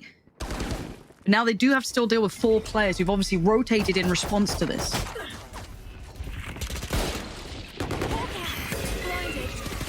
Nice little swing towards CT. I mean, there's still a little bit of danger in this, but bear in mind the weaponry, the armor, it's all still there for Ascend. Even with the bodies in the right place for G2. And then the Savova can double down though. Okay, dealt with by Starkso, and now it's just Hoodie. This should be a formality at this point, and 3 stand. Decent conversion as well, carry across the majority of the inventory here. Well, actually, CNED sitting comfortably up at 5,300 now. See what they throw in the mix here. Monster already. That's a good spot. What's the Spectre and whether actually you're going to pass that across? Well, a Vandal invested here for CNED. We'll put him down to 1,200 after this purchase. So definitely looking to try and bolster this purchase a little bit. It's looking because there's funds elsewhere to spread the cost a little bit. The rifle not really necessary, but we want to try and make it work. We're not going to try and play some trades off that Vandal. Right there. Vova will note actually the poison orb landing, and They're walking close. Ascend already stacked up on this, Lauren. Yeah. Vova, lucky to keep his life in this. And Nookie, get out of here! Finding Starkso just flying through the air. There's something about Nookie on this map who gets a little bit more magic allowance, seemingly. As G2 tucked towards CT, they can't move any further forward, just depending on maybe the paint shots to do a bit of chip damage, but that's about all it's going to be. Zeke with the timing, going to keep that just alive for himself, turning in case there's a flash of any variety coming through that, but there isn't. Hoodie looking like they just want to dry walk this. There's the flash, he eats it this time, and actually, he goes down. G2, perfect so burst. good. Right back through. You could see them attempting to preempt that flash through the smoke, but again, G2 make it work when necessary. 4 of them staying in this as well is massive for their money. You know, carry across 4 rifles. Meadow, potential to drop one across maybe. They're going to be struggling a little bit. Yeah, they will get a Phantom in his hands. Yeah, like I said, with that rifle being invested, yes, Cena can sit back on the Headhunter, but there's no space elsewhere in the economy to make sure there's rifles across the board for Ascend. So a little bit strange to see that, but It was not strange, Mike. No, Technical pauses. no. We were due one. We were. We really were. Things were going too smoothly. Going too easily. Let's pump the brakes. Looking toward actually some, I mean, with Starzo very early on, we saw retrieving the orb in Showers, some great progress towards the showstopper already. Seeing it, the one that ultimately is, I guess, off the pace. If you are going to throw a rifle in the mix in that previous round, you're fine with it as if the assumption is that the tour de force is on the horizon, but certainly not in this round. Even really with retrieving an orb, it's still 2 away. Seeker's available though. On the other side, G2 only really have the res to work with, so well, they want to get a little aggressive here and make use of that on B site. You can see already Nookie and Hoodie stacked up with him. And so far, I mean, other than Vova nearly getting caught off guard there on short, G2 have been good for this 2-man hold on A. Yeah. Again, if you're just tuning in and you're wondering why there is a technical pause, I think Starkso just... Oh, game crash. Should be fine. Should be back with us soon. So, shouldn't be a huge problem. I say that. Really probably jinxed it. But, you know, here's hoping. Oh. Coming back to us, which means, ooh, not good things. So, get cozy. Get cozy, folks. Do you know what's made me a little self-conscious recently, Mike? Go on. People have realized how much I say bloody hell. And they've really started to layer on the, like, you know, the British accent to it. You're almost as bad as Ryan. Ryan using the word poo on the desk. That's you using bloody insane hell, to me. It's just crazy. Yeah, yeah. The word crazy actually offends me as well, Mike. So you need to watch yourself because I'll start throwing down. Don't you do this? All right? Yeah. I know. I know that you've been away. You've had, a little bit of time For off, 1 rest week. and relax. For 1 week. In fact, actually, it was just 1 day I was away. Well, How long were you away just- for? Actually, I didn't. You it's really crazy gone you for bring that nearly up, 4 though. weeks, actually. That was crazy. That's ridiculous that you've done that. You went Yeah, there. really missed casting with you, Mike. Tom, Thank you. if you're free, I don't think he is, actually. Yeah, he's definitely busy today. busy. Yeah. Is he doing his little podcast? That sounded really condescending. Little I was going to podcast. say, yeah, just That was write it horrible. I'm off. sorry, I didn't It's mean been it. great to Didn't watch, mean it. actually. It's been quite enjoyable. I've really enjoyed the content, actually, Tom and Mitch. Keep it up, regardless of what Lauren says. I look. I didn't mean it, and I've made it sound terrible. But it's nice to see people creating content. It's always good. Right, so let's kind of roll this back into the room because I do think the players should be getting ready soonish. Map 1 felt weird, right? Is what it is, just an absolute blowout. Map 2... Well, an anomaly. I think it's fair to say. We're obviously talking about considering how the next maps have been. Yeah, talking about the performance from CNET as well and how uncharacteristic that was, particularly on Split as well. That I think anomaly is the best fitting for that. But sure, coming back in, Icebox is where you ultimately look towards G2 to take the reins in terms of the series, right? That for me is immediately where my eyes go towards. Yeah, that's a safety net. Exactly. So to see ACEND swing that one back in their favor now, and we come to find that has felt very back and forth, honestly. Very brawly, which is almost G2's territory. I agree. But it's ACEND really to throw a spanner in the works here. And I'm keen to keep my eye on Starzo. It's one that even think back to the Agent Select where you'd almost expect with Starzo switch onto the controller to have Zeke shine on this role once again on the Raze, but yeah. Definitely for me, the test comes from the test comes from the attack. More so, Starzo having massive impact in terms of his utility on defense, but a little bit of an allowance here if we see a couple more buy rounds in the second half. Yeah, something to keep in towards your minds. Now we are back underway, so thank you for the patience. Starzo back with us. You're just tuning in. Map 3, 7-8, G2 just in the lead for now. We see if that continues to ascend now on the attack. We can disrupt this, and it looks, again, this paint shell could have been nasty, forced a little further forward, and Hoodie gets the punish. Isolating back, the flash comes in, tries to keep his life, actually gets away with it as well. Zeke, furious about it, you can imagine, but gets the heal and gets to fall away. And the paint shell perfect to just split ACEND as well, force one player a little further forward. Mixwell playing a dirty spot underneath hookup. Rarely checks upon. No smoke above him just yet, though. ACEND actually going to swing out on this, and again, two complementary angles from Mixwell and Hoodie, and Nookie to come through to seal the deal. G2 find their 9th now. ACEND, you got to start getting a little bit worried.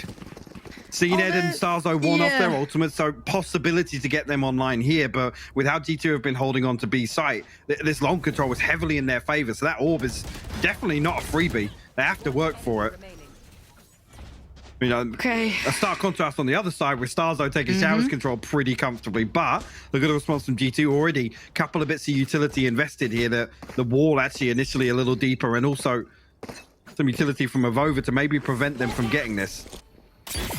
Yeah, you can see the attempt at it. Vac just gonna stand tall. Trying to start building towards what they need. Starks are still showing presence. You want to play? Let's and you can play. hear it ringing out throughout the map. CNED all ready to go, trying to be the game changer, the influencer to this. Actually, Monster getting kind of... I feel like Meadow's aware of the chance of this, but he's so far ahead of the curve. And, well, he gets found anyway. So all of that for nothing for Monster. And if anything, a giveaway as to what the next part of this puzzle is. And CNED happy to try and lead the way on it. Barrel shows, but it doesn't matter. CNED still too quick. Tries to keep that plant safe. Anything to stop it. You see the attempt of utility. That is perfect. Pulled in. An attempt to get away was punished by Nookie. And the gravity well coming through. And now... all that utility poured in. Seekers on either side. Nookie in the meantime did find back, leaving it just down to CNED and Stark. So some of the heavier hitting players, but you can see this is now going to be bloody by either account. All comes through. Stark just wants to send it, gets it, and now they just need that final icing on this. These two players are ridiculous at this game. Stark and CNED save ACEND in this round. Yeah, literally save them, bail them out. Actually, and G2 early on, you see the initial attempt to deny that Orban showers. I'm almost thinking there, Nookie, put the paint show in the mix. They have a star set there for a gravity well. The snake bite goes through. Again, it's unconfirmed what's on the other side of things, but it almost felt half invested there. They read it perfectly. They know that Ascend have to make a play for some of these orbs to get the Tour de Force online or the showstopper. So it's a little, I mean, still makes the paint shell work on default for sure. I'm just happy we got to see a little bit of that magic, that, you know, the CNED Starkso combo that any other players, I don't know if I'd put, you know, the possibility there, but they can make it happen, and they did.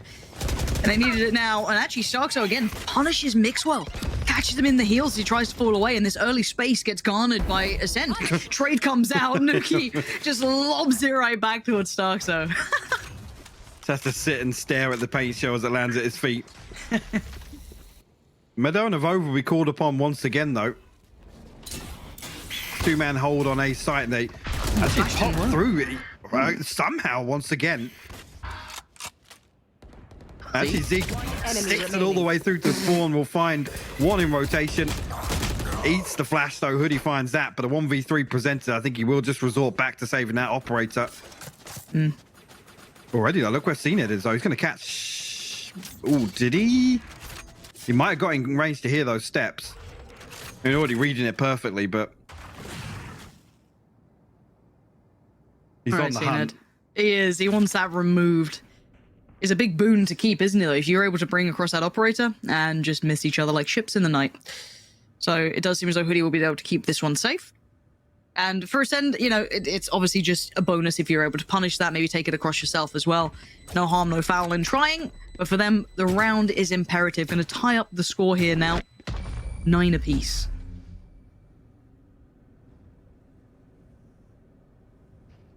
See Mixwell, first round, we really see him invest in that behind the hooker hold, and it's immediately ripped away with the paranoia.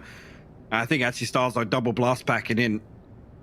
The perfect take there. No real contingency behind that as well. It's obviously Mixwell on the Sage. It makes it very difficult for him to dip in, find a kill, and get away quickly. But almost why you'd expect to see Mixwell, particularly on a Sage with an operator purchase, play a little deeper maybe.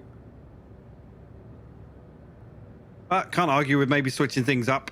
G2 will call a timeout here, so potential actually to play with that a little further. Lots of ults to play with. Avova one away from the Cosmic Divide, but Rez, Showstopper, and Viper's Pit available. The flip side, Ascend, only have a Viper's Pit to work with. But a decent, actually, as I said, I was going to say a decent buffer here.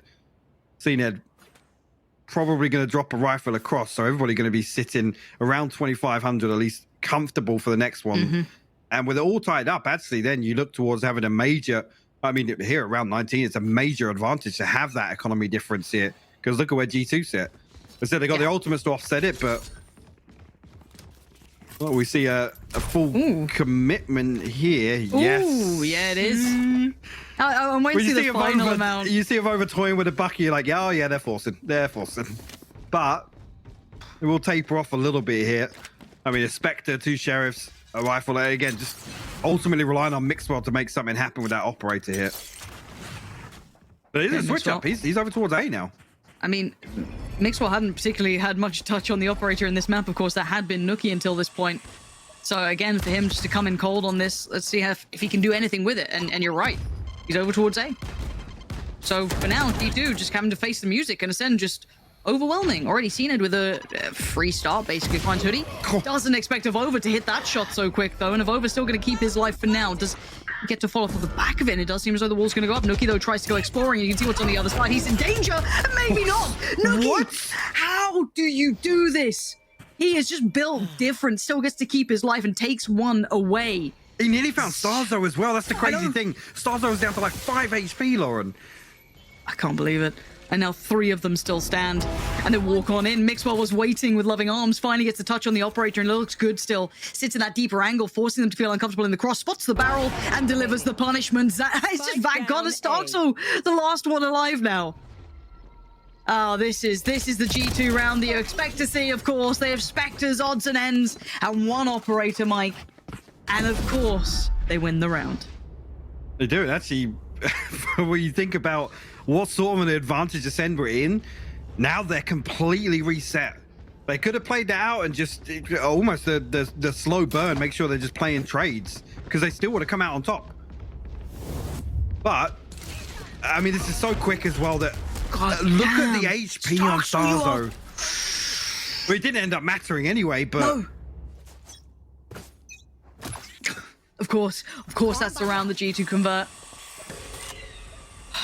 This could be awful. I mean, this could be G2 finding map and series point. There's 11 on the board potentially here in this buy round. Ascend will be back down to nothing.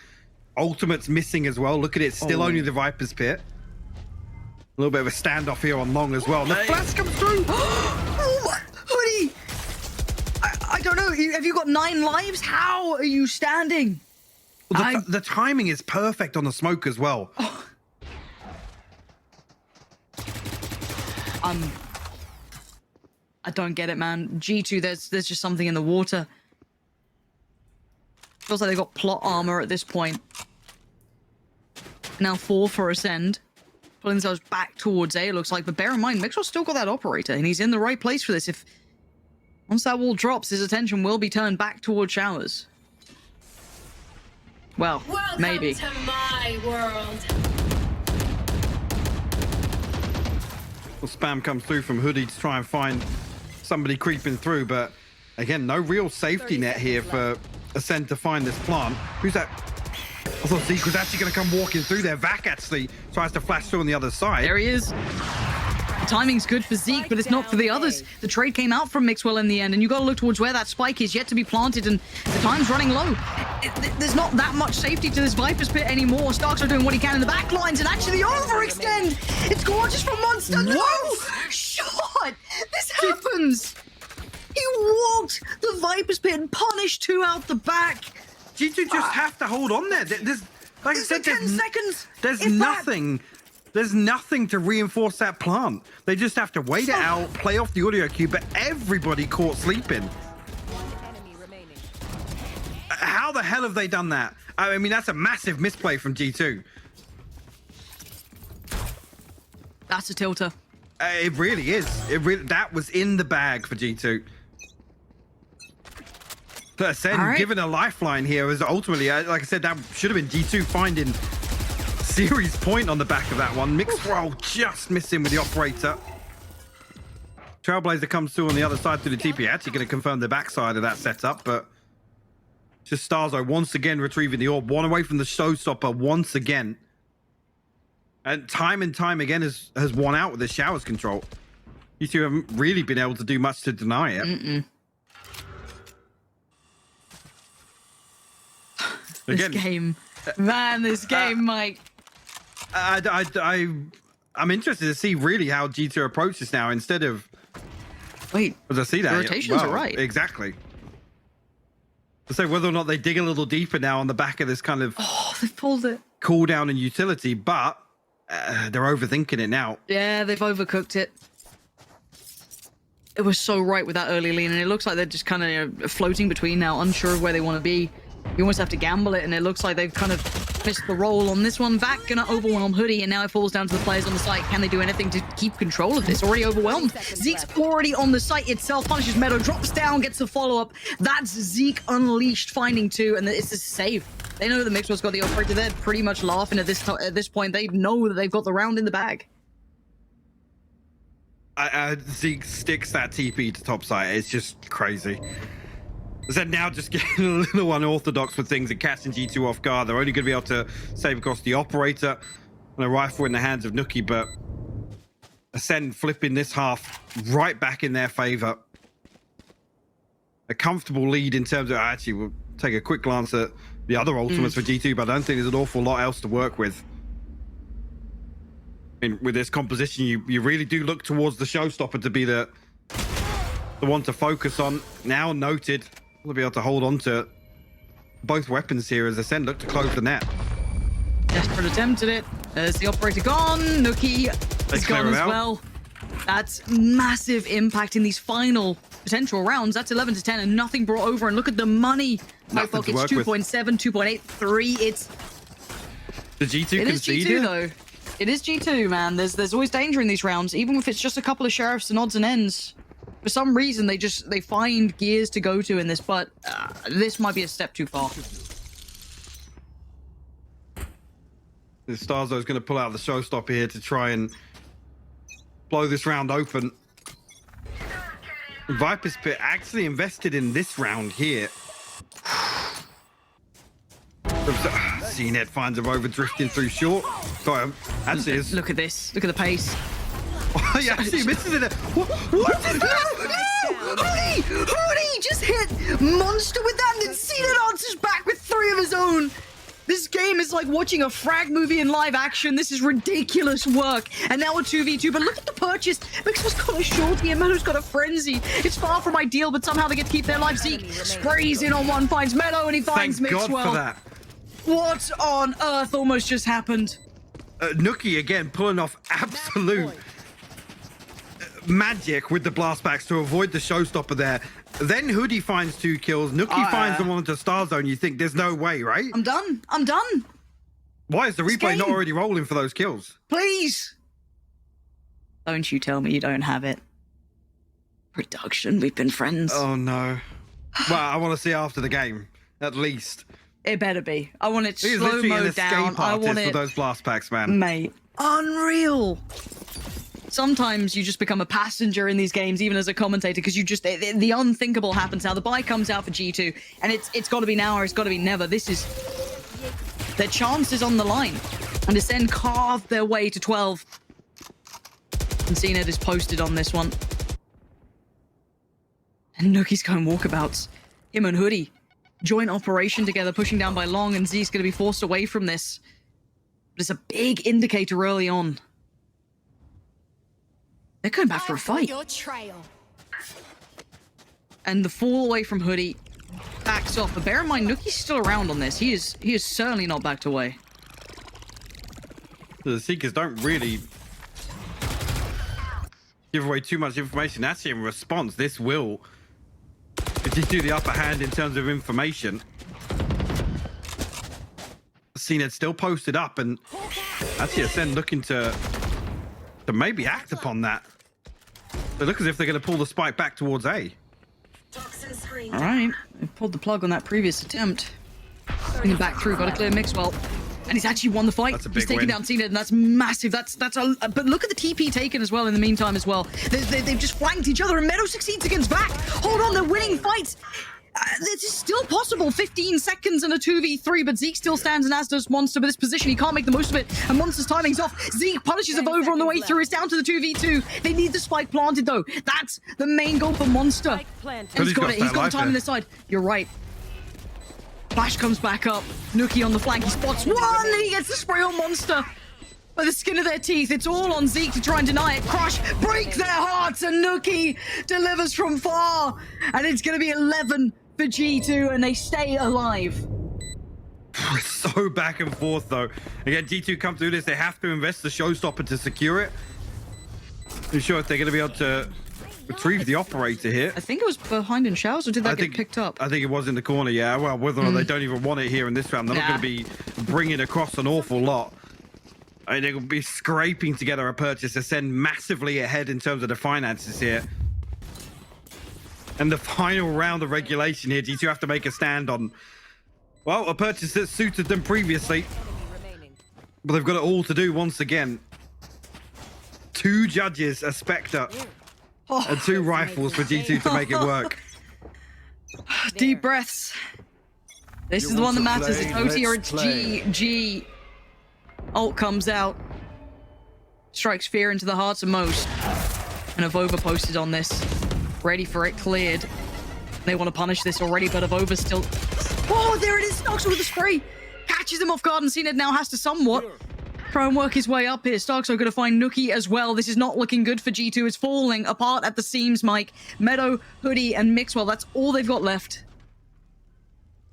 Hoodie just out of arm's reach here. Well, CNET's actually going to commit to full swing in this angle. Hoodie been good for it previously. His second flash coming back off cooldown now, whether or not he makes a play off that. It literally is. I mean, CNET's the only one here long, so he can find this. He can maybe... Actually, no, the timing's going to be Backup's Not already there, here. but yeah, Vac and Zeke drifting across now is going to make it even more difficult to isolate one. It's good though. He's found CNED. There's now more though, and he gets overwhelmed. There's the trade. And with these numbers advantages sitting in Ascend's favor, that's more than enough. The final two players, we know where they are. Meadow and Mixwell were a mile away. And you could already see the attention being drawn. Starkso considering this. Yeah. Starzo's here to protect the res. They have to come through from Hooker here and there. Oh, the timing. Almost looked away. And gets tagged up, but he's still just trying to play his life. Gets overwhelmed. Mixwell gets unleashed. Can they do any more? The res is something they would desperately want to try and pull off here. Monster tries to deny any sort of presence, and Mixwell clears close and goes to the res. He's back on his feet, and there's a rifle upgrade as well. Avova now stands, but there's a time limit. They've got to get going. They have to make this drop. Back on watch. He is on guard duty. The tags come through. Zeke's still fine. So much time Monster as well. This is going to be the brutal crossfire to break, and you can't do it. Ascend close out the game at 13-11. G2 have to face the music in this one, but my God, was that close. But what a series, what a back and forth series as well. Just roll your minds back to map 1 where Ascend are completely out of touch. Out of touch with what was going on and completely played out of that map. To come back here, Icebox be flipped back in their favor, and also Bind. What a bloody battle that was. A war of attrition. It always felt like an absolute exhausting series to play through, but Ascend come out on top. I mean, it wasn't comfortable by any stretch of the means. No, I mean, that was probably one of the least comfortable games I've seen in a while for both of these teams.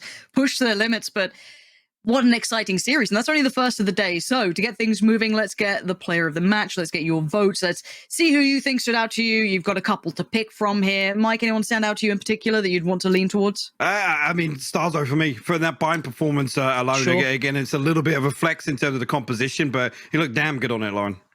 Yeah, he certainly did. Right, well, let's head to a break so we can tee up the second game of the day as well and wrap up what we just saw. Plenty to be talked about there, but we also have roster swaps and so much else to go on about today. So we're going to head to that, and we'll see you after the break.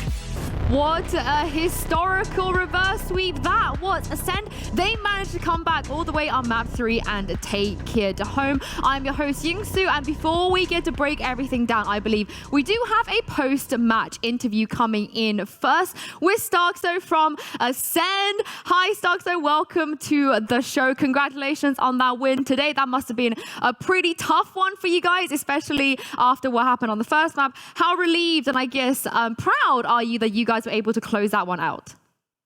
Hello everyone. First of all, yeah, we're quite happy to end this series that in a good way like this. We've been struggling a lot lately with our team chemistry, I would say, but we kept it together. We knew we can beat everyone. We just need to work.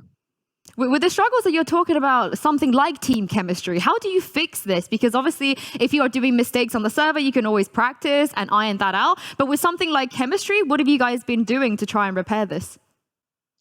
Chemistry is basically about playing with each other, spending a lot of time with each other, and just bounding around, right? Boot camping and stuff. It comes with time. You cannot have perfect chemistry playing month together, right? People expect us to come in. They call us world champions, and they don't really understand the pressure on the two new guys that we got, Vac switching from Jet role superstar to IGL role with Sova, initiator and stuff. It's super hard for them, and I respect them for taking these roles, coming into this team with huge pressure.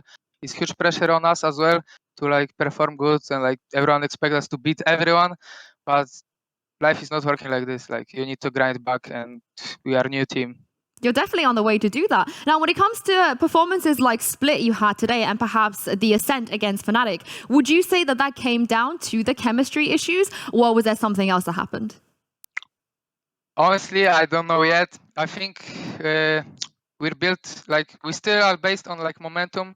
Against Fnatic, we had insane momentum at the both maps, but we just fell off 1, 2, 3 unlucky rounds, made us shut down by a lot. And we just need to focus on these things to not care about these stupid rounds that we lost and just go forward, because I feel we could beat Fnatic if we didn't shut down inside. I have to ask, the Ascent comp, it's no more. It's finally come to an end. You guys switched it up. What was the reasoning behind the switch up, and also, moving on to different agents for yourself as well? The reason was simple. We had different players, we had different playstyle. Vac and Monster couldn't fit into the playstyle we had on the old roster, and the old comp, right?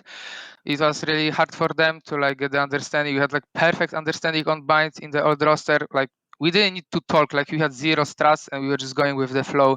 Everyone knew what to do. Everyone knew like where to go in the certain situations. We didn't have this chemistry on this map with this comp, so we decided to like F it, like I will not, say bad words. So we just decided to go other comp. Zik was not feeling the race perfectly. He said he's bored playing 1 year in hookah, holding only with Romba. I said, no problem, I can go. I'm feeling really confident lately. I'm like working on myself, working on my mental. So yeah, that's it. Well, you looked absolutely great on that race, and it was a success for you guys today. Congratulations once again, and we'll see you back here next week. Thank you. See you. I love talking to Stark, so he always answers the question with such thoughtfulness behind it. And I think he addressed some of the things that you said, Ryan. The attitude people had towards this roster is not really backed up with the context of that lack of team chemistry and the fact that they have to keep building up and all these meta changes coming in as well. Yeah, for the series, like there's a lot that you could pick up on for Ascend, but I think this is the first time that we've really seen them as a team. Like, you really sort of see it come together. And I think that was evident on Bind as well, because you had Monster and Vac being the more supportive roles, being on the Viper and the Sky. And there was a lot of, like, nice set-up tiki-taka play off the, like, CNED and Starkso. Like, how Zeke and Starkso were playing off of each other, like Starkso just said, is just like a year in the making, right, when it comes to that synergy. So they're able to keep that, and then Monster and Vac are just sort of filling in the gaps and getting used to that. I love the fact that they change things, that they experiment. I agree with the fact that today they got a lot of obstacles to overcome. They were there last week against Fnatic, but nobody on the roster found out a response.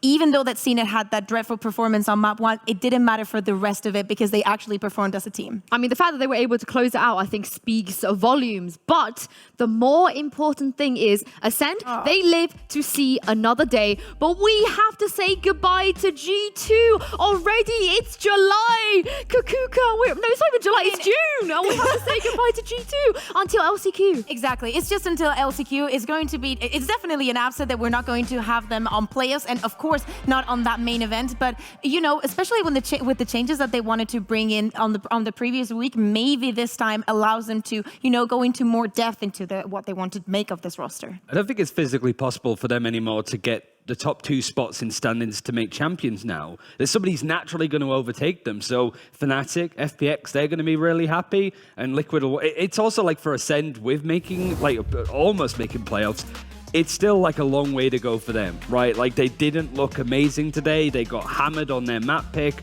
Bind, there's multiple things that you can pick up on, but it's a start. And that's usually where Ascend get the ball.